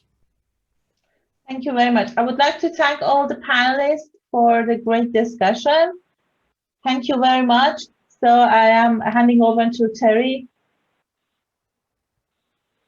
So I'm afraid we have to wrap up this session here, and as much fun as it's been. And I really want to thank the panelists myself. They were, you know, it's really great to hear from everybody else's stories, what's going on. I'm just going to give you a few takeaways from today, just things that I felt were important that resonated with me. And we'll start off with saying that, you know, career opportunities, this is what CJ said, open with and changes, they can be daunting, but they can be exhilarating. And so think about the positives. And you found out from the panelists and other people that no one follows. I think anybody that says they do, I don't believe them, but no one follows exactly their career plan. But a plan helps you feel better about yourself and feel in control and gives you goals. Take time for yourself and discover what, as CJ says again, what gives you that spring in your step, what makes you happy, what makes you satisfied. Knowing those things and keeping those in mind is really going to be a good guide for your career. Talk to others and share with them about your plans, your challenges, learn from each other. You know, we are all in it. We've all done almost all the same things. We've all experienced it. We've all made mistakes. And learning from each other is just a great way to give you more confidence and give you ideas. And don't let others to cause you to doubt yourself. You know, validate criticism, but don't let it drive you without validating it. You know yourself and try to be confident about what you can do and what you know. And then lastly, I'll leave you with, you know, something that I think Mozgan said, which is focus on what's important. You know, always keep that in mind. Try to make progress on what's important. Let the little stuff in life, even though they may be more fun to deal with or easier, let them drift. Make sure you've got what's important on your mind.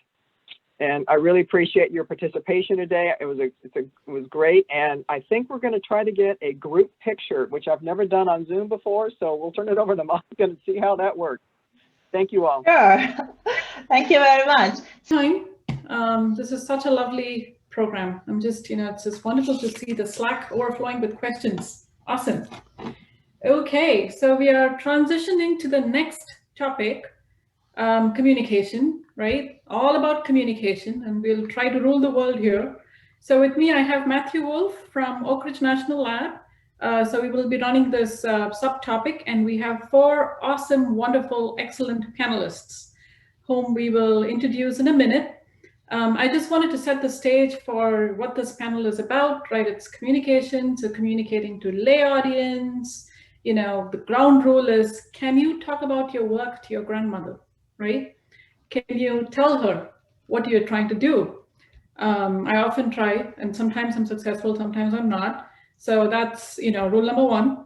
And so we're going to discuss about how do you communicate your science to people of the same background, people with different background, right? Lay audience, and how do you talk to program officers? How do you make an elevator pitch, and so on and so forth. This communication piece is also broken down into 2 pieces.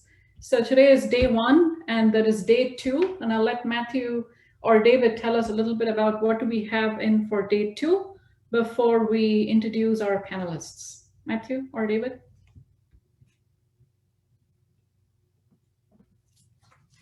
See, you gave us choices, and so now you have exponential back off. I'll go ahead and explain briefly, I guess. So in the 2 pieces today, we have the panel and kind of a broader conversation on communication. What we're going to be trying to do tomorrow morning is get into some of the technical details and go through an exercise as a group around how do you try to communicate in a focused way. So there's the broad interdisciplinary talk to your grandma end of communication.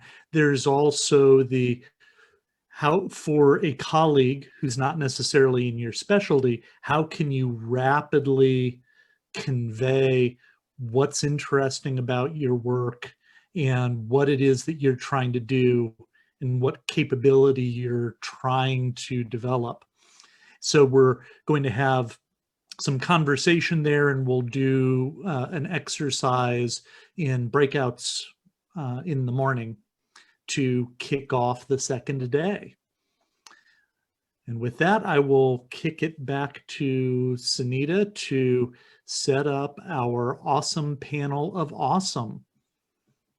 Wonderful. Okay. So do we have all the panelists? I see Michaela. Hi, Michaela. Al Medina. Well, I'm only seeing a bunch of folks at one time on my screen, right? That's the problem. Al Medina was here earlier. Daniel, hi. Hello. Thank you for joining. Beth, do I have Beth here? I am here. Hello. Wonderful. Okay. Do I have Al Medina? She was here earlier. She's here. I see her video at least. I'm here. I'm here.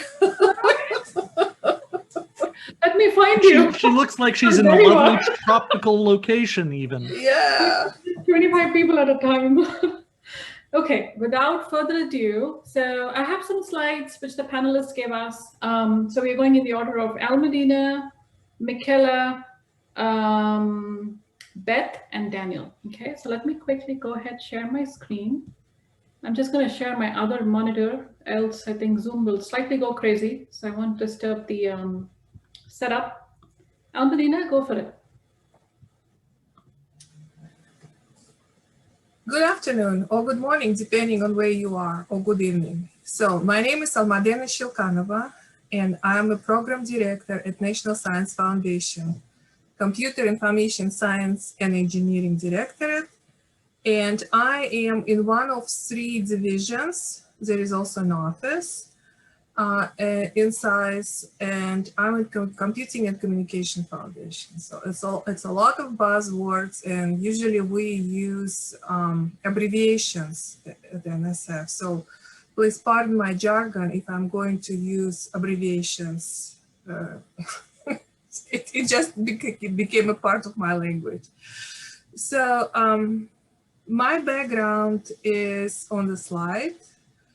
So I have master's in computer science from UT Austin, Holcomb Horns. Yeah.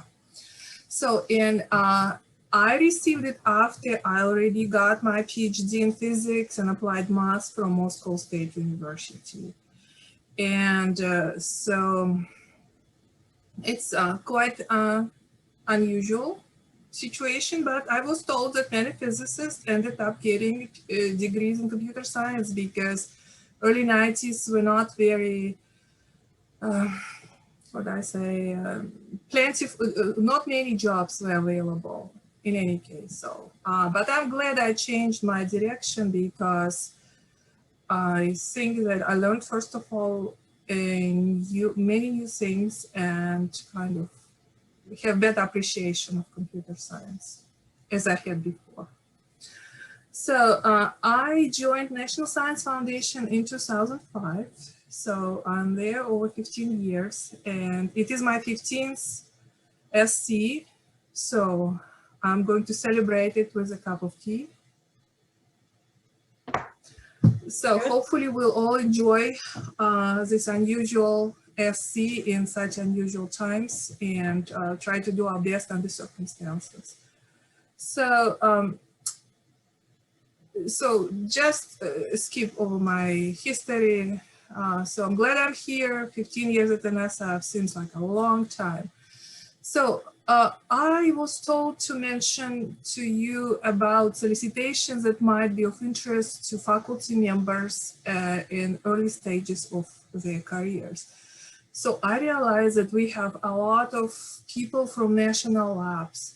So these solicitations probably not of interest to you, but so this is why I just mentioned in passing that in addition to just the text of the solicitation, if you go to program pages that are listed, you will see plenty of materials related to like frequently asked questions. Also, SAIS ran a number of very successful workshops for people who submitting career proposal, and our web page has plenty of links with general suggestions. And there are many suggestions of how to better communicate with NSF, with your community, with reviewers. And it's great to have a good idea. And most of you do have a good ideas, but make sure that others appreciate your good idea and evaluate it to the full extent of merit it may present. It's an entirely different question because communicate. So sometimes it's all in your head and you understand and you're excited about, but when you write about it, nobody can make a lot of understanding, or it's written in such a way that people do not fully recognize or don't recognize the greatness of the ideas. So being able to express yourself in writing is very important. And so let me just also mention that I put together a few questions for you. Usually if I'm presenting in an audience, I ask people to raise questions and we're playing the game. So I guess I just read you these questions, which I find extremely simple, but at the same time, sometimes people just don't think about it. So in order for you, those of you who apply to NSF, and do not miss opportunities which are, arising now very often for special targeted programs, I suggest that you sign up for alerts that will send you, I believe now it's like once a day and it combines everything that is of your interest, or maybe it's collated weekly, I do not remember. There was a discussion how to minimize email traffic. So in any case, you can, I believe, also select how often you want to receive it. But again, I myself signed up a while ago and I'm getting like email once every other day. So also, I didn't put it on my slide, but I just learned myself that SAIS is having a newsletter. So you can sign for the newsletter, and I think it will be like, you know, another channel of communication us inside the community. So, and you can also find all the links at a CCC blog, which also provides a lot of valuable information, and not just faculty members. I think people in the lab might be also interested in actually this CCC blog. So I highly recommend you to take a moment and sign up for the alerts and the newsletter. So it's very important for you, before you even start writing your proposal, is to fully understand where you're going to submit it. You need to know what is the right program for you. If you just submit it somewhere, it may end up in the wrong PNL, and the wrong community will evaluate it. So it's like half of the success to fully understand the program and the community you are targeting, because this community will be reviewing your proposal. So, and it doesn't hurt, actually it's advantageous to you to know the program director and establish some kind of rapport, because it may help you in the long run. In the past, I was telling people, if you are in a conference such as SC, stop by and introduce yourself, or send an email. We'll always find a few minutes to get together. So that's what I usually do when I go to SC. I meet my PIs, so people who want to talk to me, and miss all the great presentation, which will not happen this year, right? So, and I encourage you to serve on an SF panel. This is the best way to see proposals, and you will realize quickly which ones are good, which ones can be improved. And during panel discussion, you'll get invaluable experience, and you will understand how your proposal will be treated, and you will gain respect to the peer review process, as we really kind of holding our high mark at NSF. And one last comment. I just want to ask this question and think about it. What do you think really makes a program director like myself unhappy when I see your proposal? The answer, a cute title. If I read the title of your proposal and I do not understand what it is about, I get really angry, because I need to make a few clicks, open it electronically, and find, you know, project summary. If I cannot even get it from project summary, then I get really upset. So keep cute titles for conference papers. Put everything relevant to the right placement of your proposal in the title, and make me happy. I'm done. Thank you, Almadina. It's very insightful. Thanks a lot. Michele. Thank you, Sunita. Thank you, Matthew, for inviting me here. I'm very thrilled. And thank you, Almadina. I'm thinking about the last proposal I submitted, if it was the right title now. I am a professor at the University of Tennessee in Knoxville. And if you can move down, please. And I grew up with my career inside academia. It's very interesting to see on this panel colleagues that have a different career. And so I think I am the one that represents the academic person all along the path. You know, that Beth after me had different experiences. I got my PhD in computer science, my bachelor MS in computer engineering, but then I've been growing and staying in academia since then. I am currently professor at the University of Tennessee, Knoxville. If you can move down.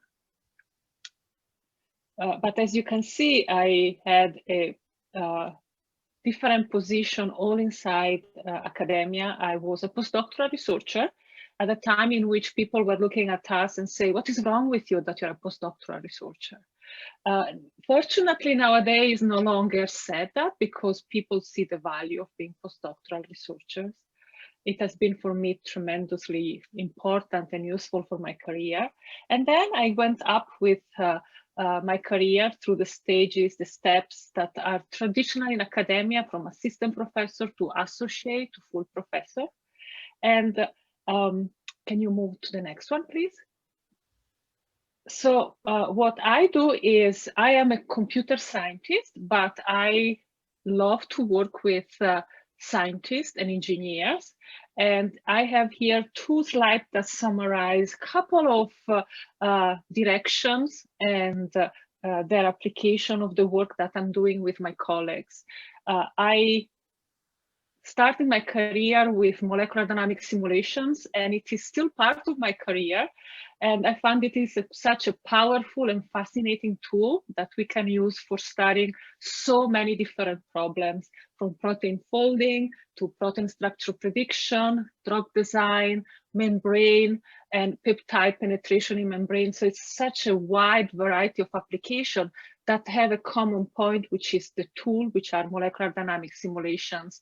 And behind each of these pictures, there is a different colleague, a different group, and a lot of excitement to see how my group, my student, my postdoctoral researcher, and I can contribute to the scientific discovery through computational science.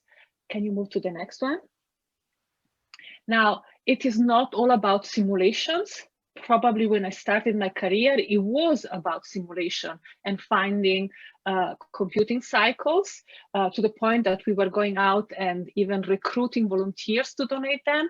Now, computing is cheaper, easier to achieve, use. But what is a big challenge is data, and there are diverse types of data. I am working with colleagues that address the problem of studying soil moisture data that can be at the coarse grain from satellite or from soil sensor data. And again, there are so many applications and so many problems that can be driven by understanding of soil moisture pattern, behavior trends like environmental sciences, precision farming, also wildfire propagation and mitigations.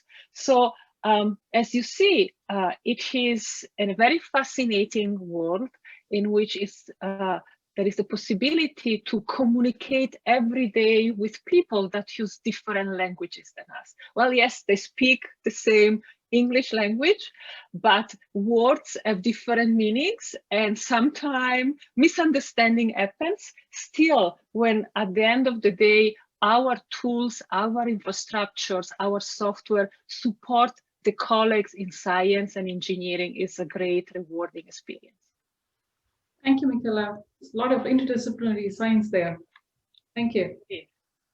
Next up, I have Beth and then Daniel. We might want to, sorry to, cut this short, but we might want to do this quickly so we can take some more questions. Thank you. Okay, yes, good. Hi, everybody. I'm Beth Paley. I am at Indiana University. I just finished up a stint at the National Science Foundation in SISE, in the Office of Advanced Cyber Infrastructure, and have my degrees are in computer science. That's about all I need to say about myself. And hopefully the rest of my background comes through in some of these other points I'm making. So second slide. So I just want to make a few remarks about communication, the kind of communication that we do a lot of, and that is the communicating that we do with one another. As Michaela pointed out, much of the science that we're engaging in today is collaborative. So we are reaching across discipline boundaries to talk to other people. So I just want to point out a couple things in this setting where we find ourselves. So you all, as I looked over Slack, most people appear to be maybe recent PhDs. So congratulations. You've arrived at a point where you've got that PhD and recently out of that PhD, and that's a wonderful success, and congratulations. I would point out that for some of you, arriving at that pinnacle was known from the start. You know, your parents were on board with it. They sent you off to college. They encouraged you all along the way. You know, and it was known. But for others, that climb is steep. And so to be able to arrive where you can put a hat on that says I'm a scientist is very, very iterative and very unknown along the way. So when you arrive at that point, you're at the same starting point, but that the experiences that come into that are very different. So there's differences at that point. Two, for some of you, you arrive at the pinnacle, you look around the mountaintop and there's a lot of people that look like you and it's like, great, these are my colleagues, we're moving forward. For others of you, you arrive at the top and you say, where is everybody that looks like me? And this could be whatever underrepresented group one is, including, you know, intersectionality of several attributes. You just don't see yourself. And it's like, do I belong? I'm not sure I belong here. I'm not sure this is for me. So these two experiences are factored into these conversations that people come together and work together around. So for those of you in the audience, and maybe there are more rather than less, that I don't know, but if the climb was steeper than usual, and if the arrival is lonelier than expected, know that your contributions to this community are needed, they're unique, they're valuable. And I would urge you to amplify the voices of those who may also be lonely or underrepresented. Learn how to amplify voices. And so for those of you whose destiny has been eased by whatever factors,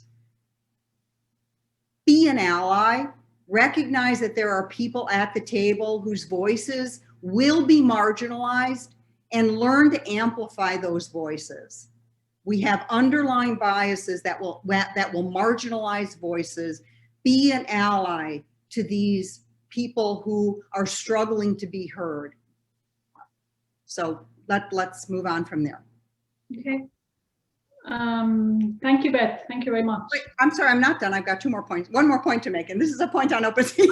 Sorry, let me get off my soapbox. I want to get on another soapbox. This is an open science soapbox. So this is communication through your products.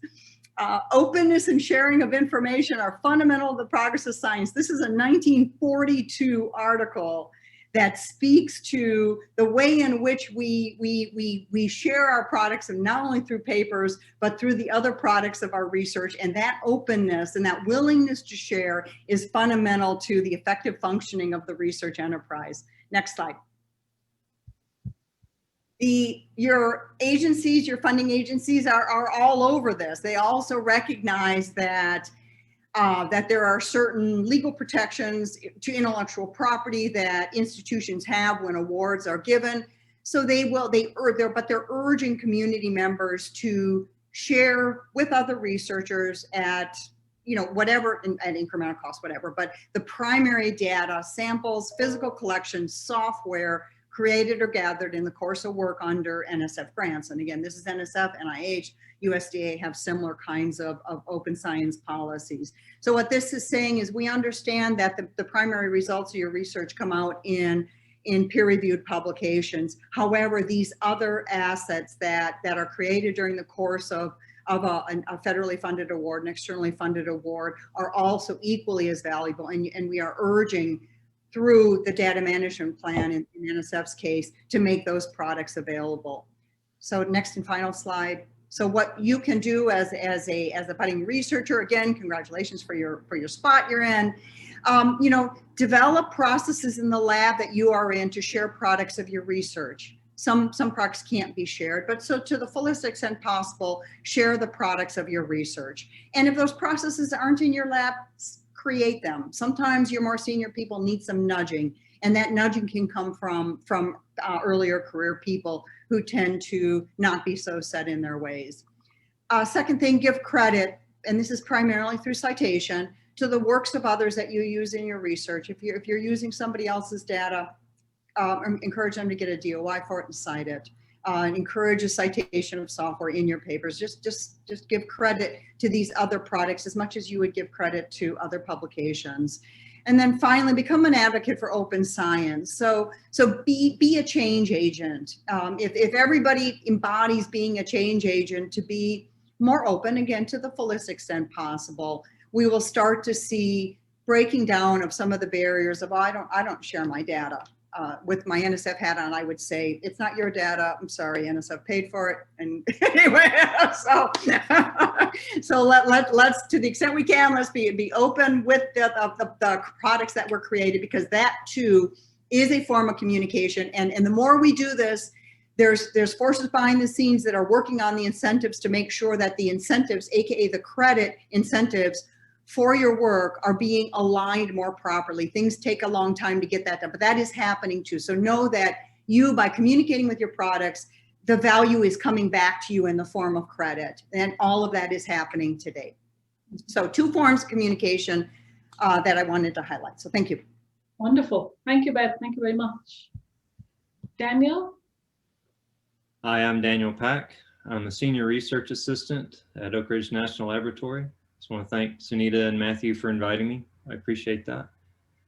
I've been at the lab off and on for the past 30 years, always doing support in a support role. I've served several divisions and directorates, Fusion, Chemtech, Environmental Sciences, and I currently support Computer Science and Mathematics and the Computational Science and Engineering divisions. Now, over the course of that time, I've had lots of roles, from technical editor, press production, graphics, web design, interface design, photography, and even worked as a visualization person. Next slide, please. And in the course of supporting many things, I had to learn many things and forget a lot of stuff. I've gone through all the different types of coding to support all those different divisions and directorates for their programs. And in the course of it, got good enough to write some really ugly code and then try to forget everything I'd learned as quickly as possible.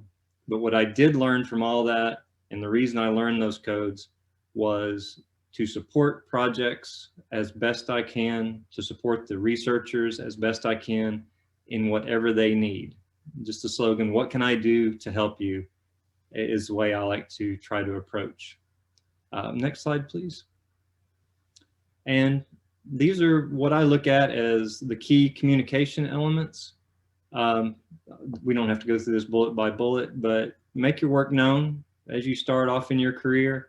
Be able to speak to others. Someone mentioned being able to talk to your grandmother about what you're doing. That is a great way to put it. So you make your work known, you answer calls for information, engage with your community, and contact the program manager for domain. If you're at ORNL, we have a web page dedicated to identifying every program manager at the lab. It's foa.ornl.gov. So if you're with us, you can see that. Also find support to make your message clear. And that's where I've always worked in when I was an editor or writer, working with researchers to help them better craft their message so that not only they understand it, but their audience understands it, whether it's a technical audience or just the mainstream public. And also find a mentor for the same sorts of things, to help you with proposals, to help you reach your community. That kind of connection is very difficult as you're getting started. And one thing, and this last bullet is more of a personal thing I've noticed. Sometimes researchers look at the work they do as just, that's my job. I'm not really, anyone can do what I'm doing. I think that's a common thing I hear. There's nothing remarkable at what I do. Researchers need to remember you are hired from a pool of dozens, if not hundreds of folks. You are there for a reason, for your technical abilities and for your personality in a lot of cases. Who you are makes up the kind of work you do and the folks you get along with, and that's extremely important. And if you don't think, if you want confirmation of that, just look at where the money came from. You did a proposal, you were pulled in a proposal because of who you are and the work you do.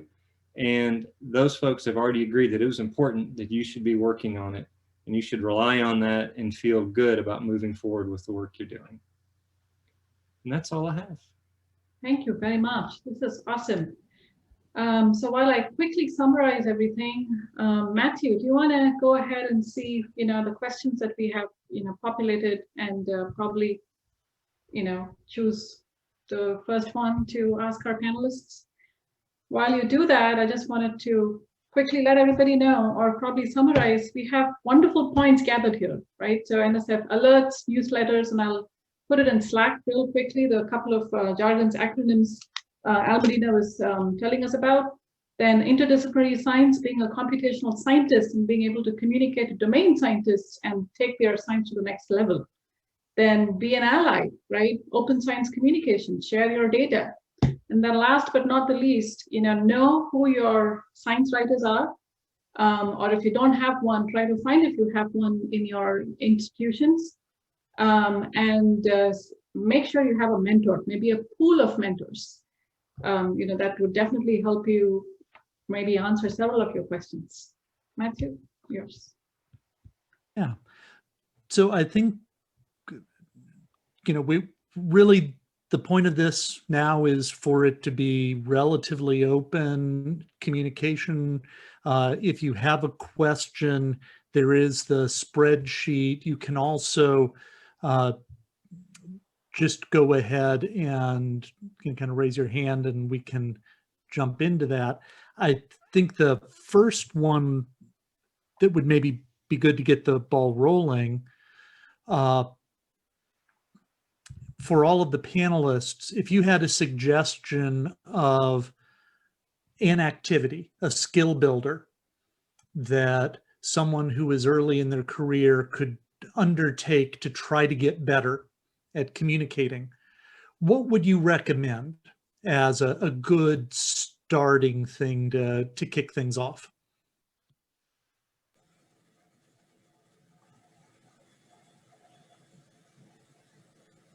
Almudena looks like she desperately wants to say something. Actually, I want to hide in my mural, by the way. It's like, where's Waldo? Where's Almudena in the picture? So by the way, those of you who didn't visit the new NSF building, this is one, it's a part of a mural on the wall. So it's an incentive for you guys when COVID dies out, and we will be able, hopefully, to have panels in person. Come and see it, it's splendid. So, you put me on the spot, Matthew. Thank you very much. I'll remember that. So, I figured I was already on a list. So communication, I always struggled with communication. And I think one of the issues is that English is not my first language. And for those of us who are not native English speakers, it is an additional issue that we may be not always discussing, but it is a problem. Actually, when I have a panel at NSF, most of my panelists do not have English as their first language. So, and we ask those who are help. So bottom line is there are many issues, and one of them is a language barrier and language issues. But the good thing, we are not writing science fiction, or we are not writing a novel. So the set of words is pretty much, and there are clear rules how to communicate. First of all, you need to understand yourself, what you're trying to explain to others.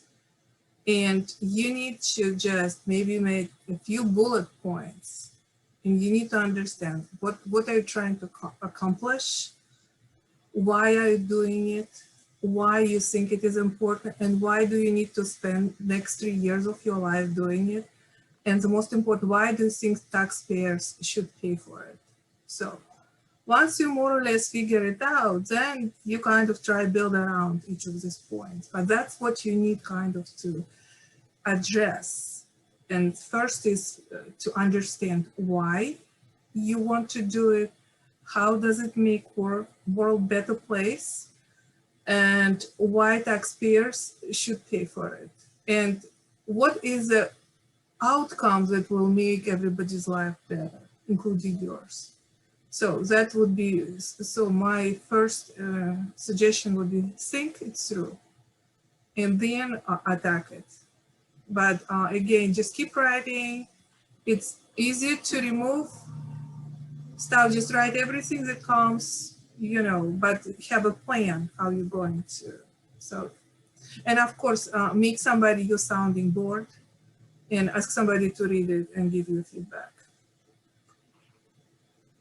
Yeah, I think, and something I mentioned in the Slack conversation, you know, both finding somebody to be your sounding board and offering to be one to other people, you know, whether you call that a sounding board or offering to be a red team review or something like that, that can be really useful to help practice your communications.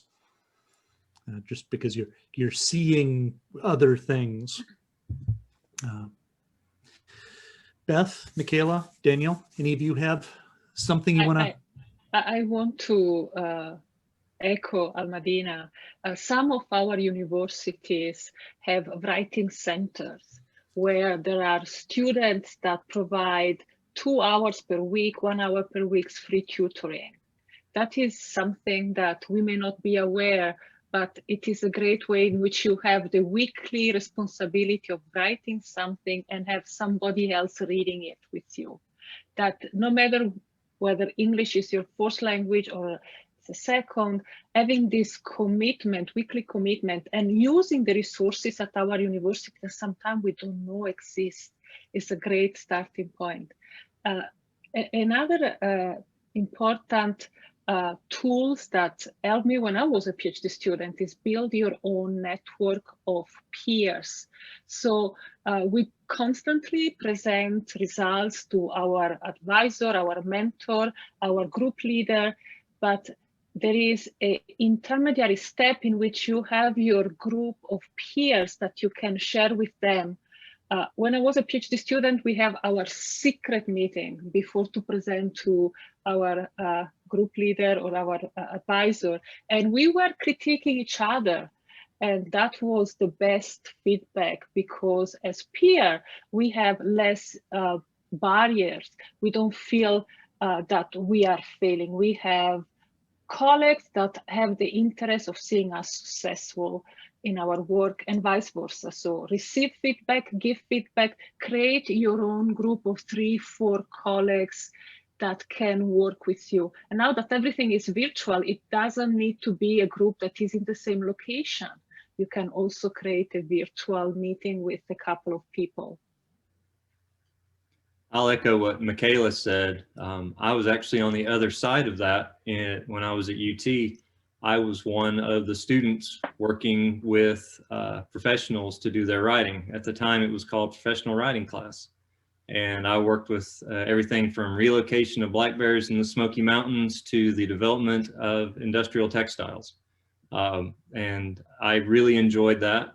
I never really enjoyed the technical writing aspect, but being able to help as an editor or a soundboard was something I really enjoyed and something I tried to continue to do when I came to the lab. I would add too, what's already been said that Almadena had mentioned, you know, knowing your purpose while you're working on what you're doing. I would pick up the next step of that as being develop a lightning talk, or what we often refer to as a lightning talk, a short 1 to 3 minute elevator speech that sums up what are you working on.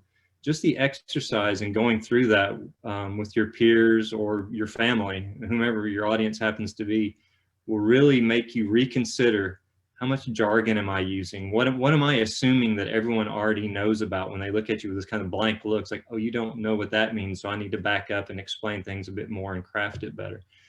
Asking anyone, no matter what stage they are in their career, to summarize what they're working on in less than 3 minutes can cause a panic.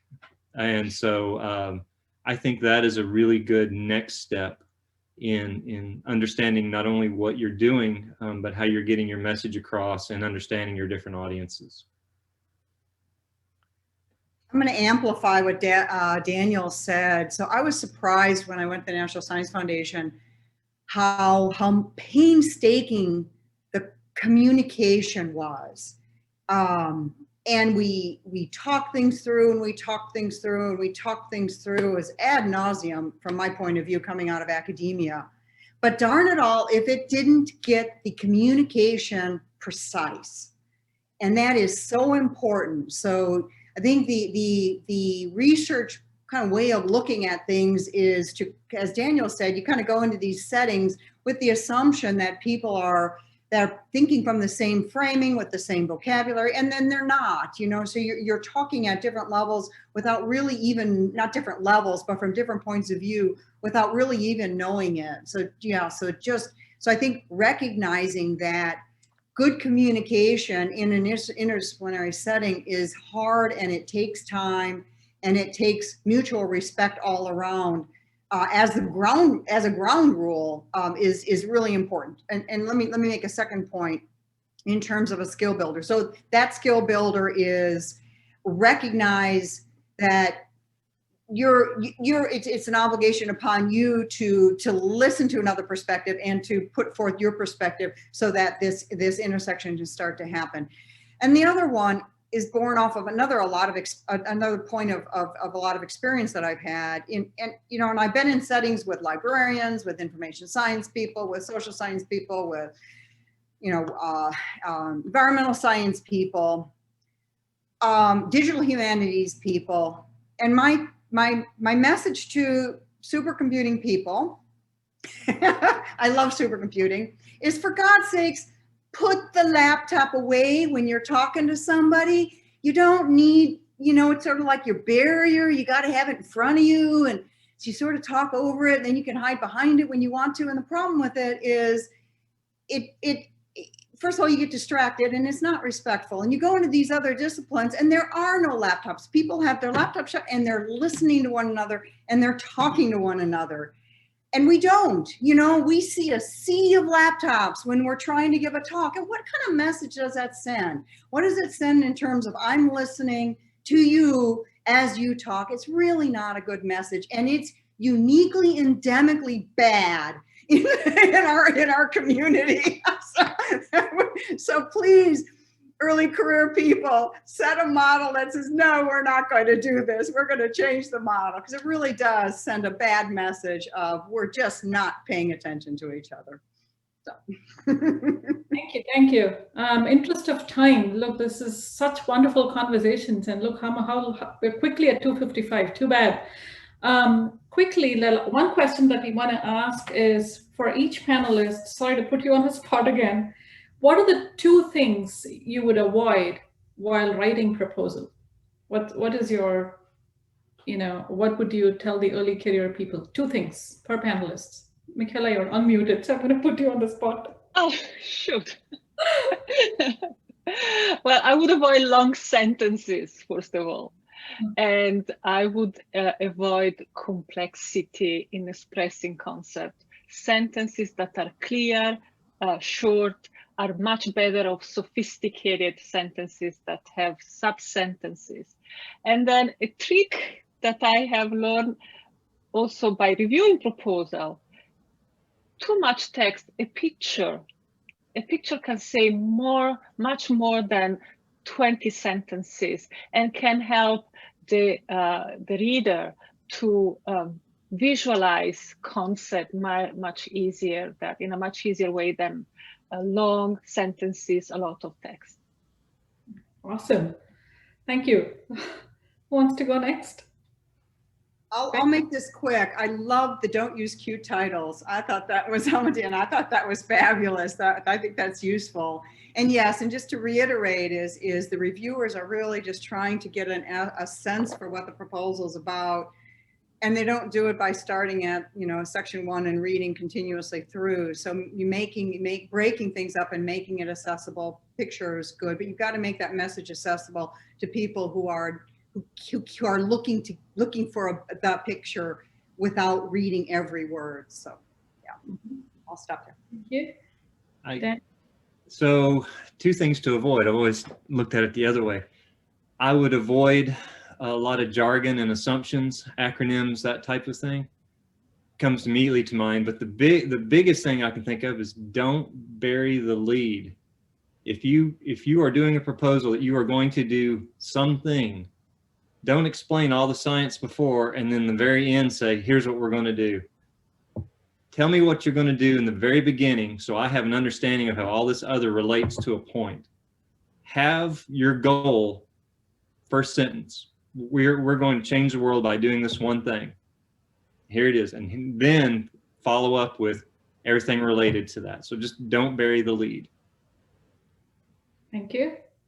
I would like to second what Daniel just said. And yes, give a nice story, a clear vision, a great, shiny object that you think you can contribute to. You may not be able to do it in 3 years and for 500,000 and a couple of grad students, but if you have a great vision, and in your proposal, you mentioning what you can do to be a stepping stone to this great vision, how it fits the great scheme of things, then you have a story, you have excitement, and know the literature. Please update the references. And make sure that if you send it to certain solicitation or you target certain community, make sure that you know the papers that really made impact, if it's relevant to your work, because you are not, in many cases, you are not starting in a vacuum. You are standing on somebody else's, achievements, so give proper credit. And it's not counted towards your page count. So give credit when it's due.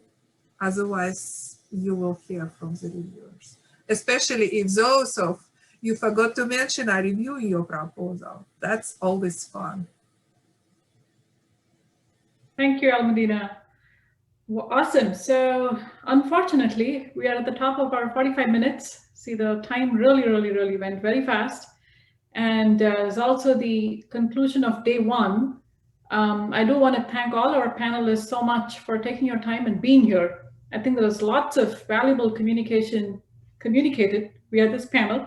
I'm going to still try to summarize some of the things that you folks said onto the Slack, just so that it stays there. I know several of you asked many more questions on the Excel. We have not forgotten. So I'm going to find a way to, at least get some of those answered in the Slack channel between today and tomorrow.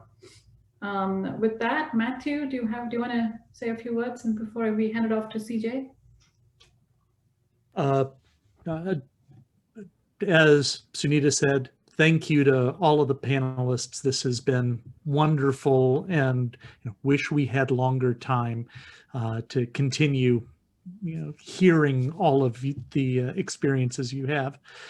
There are a number of things that were really nicely set up. Honestly, I didn't pay anybody to set up what we're going to be doing tomorrow, but we will be talking some about lightning talks and how to be concise, and going through some exercises about what it's like to try to build a small circle of people that you can share experiences and refine your story with.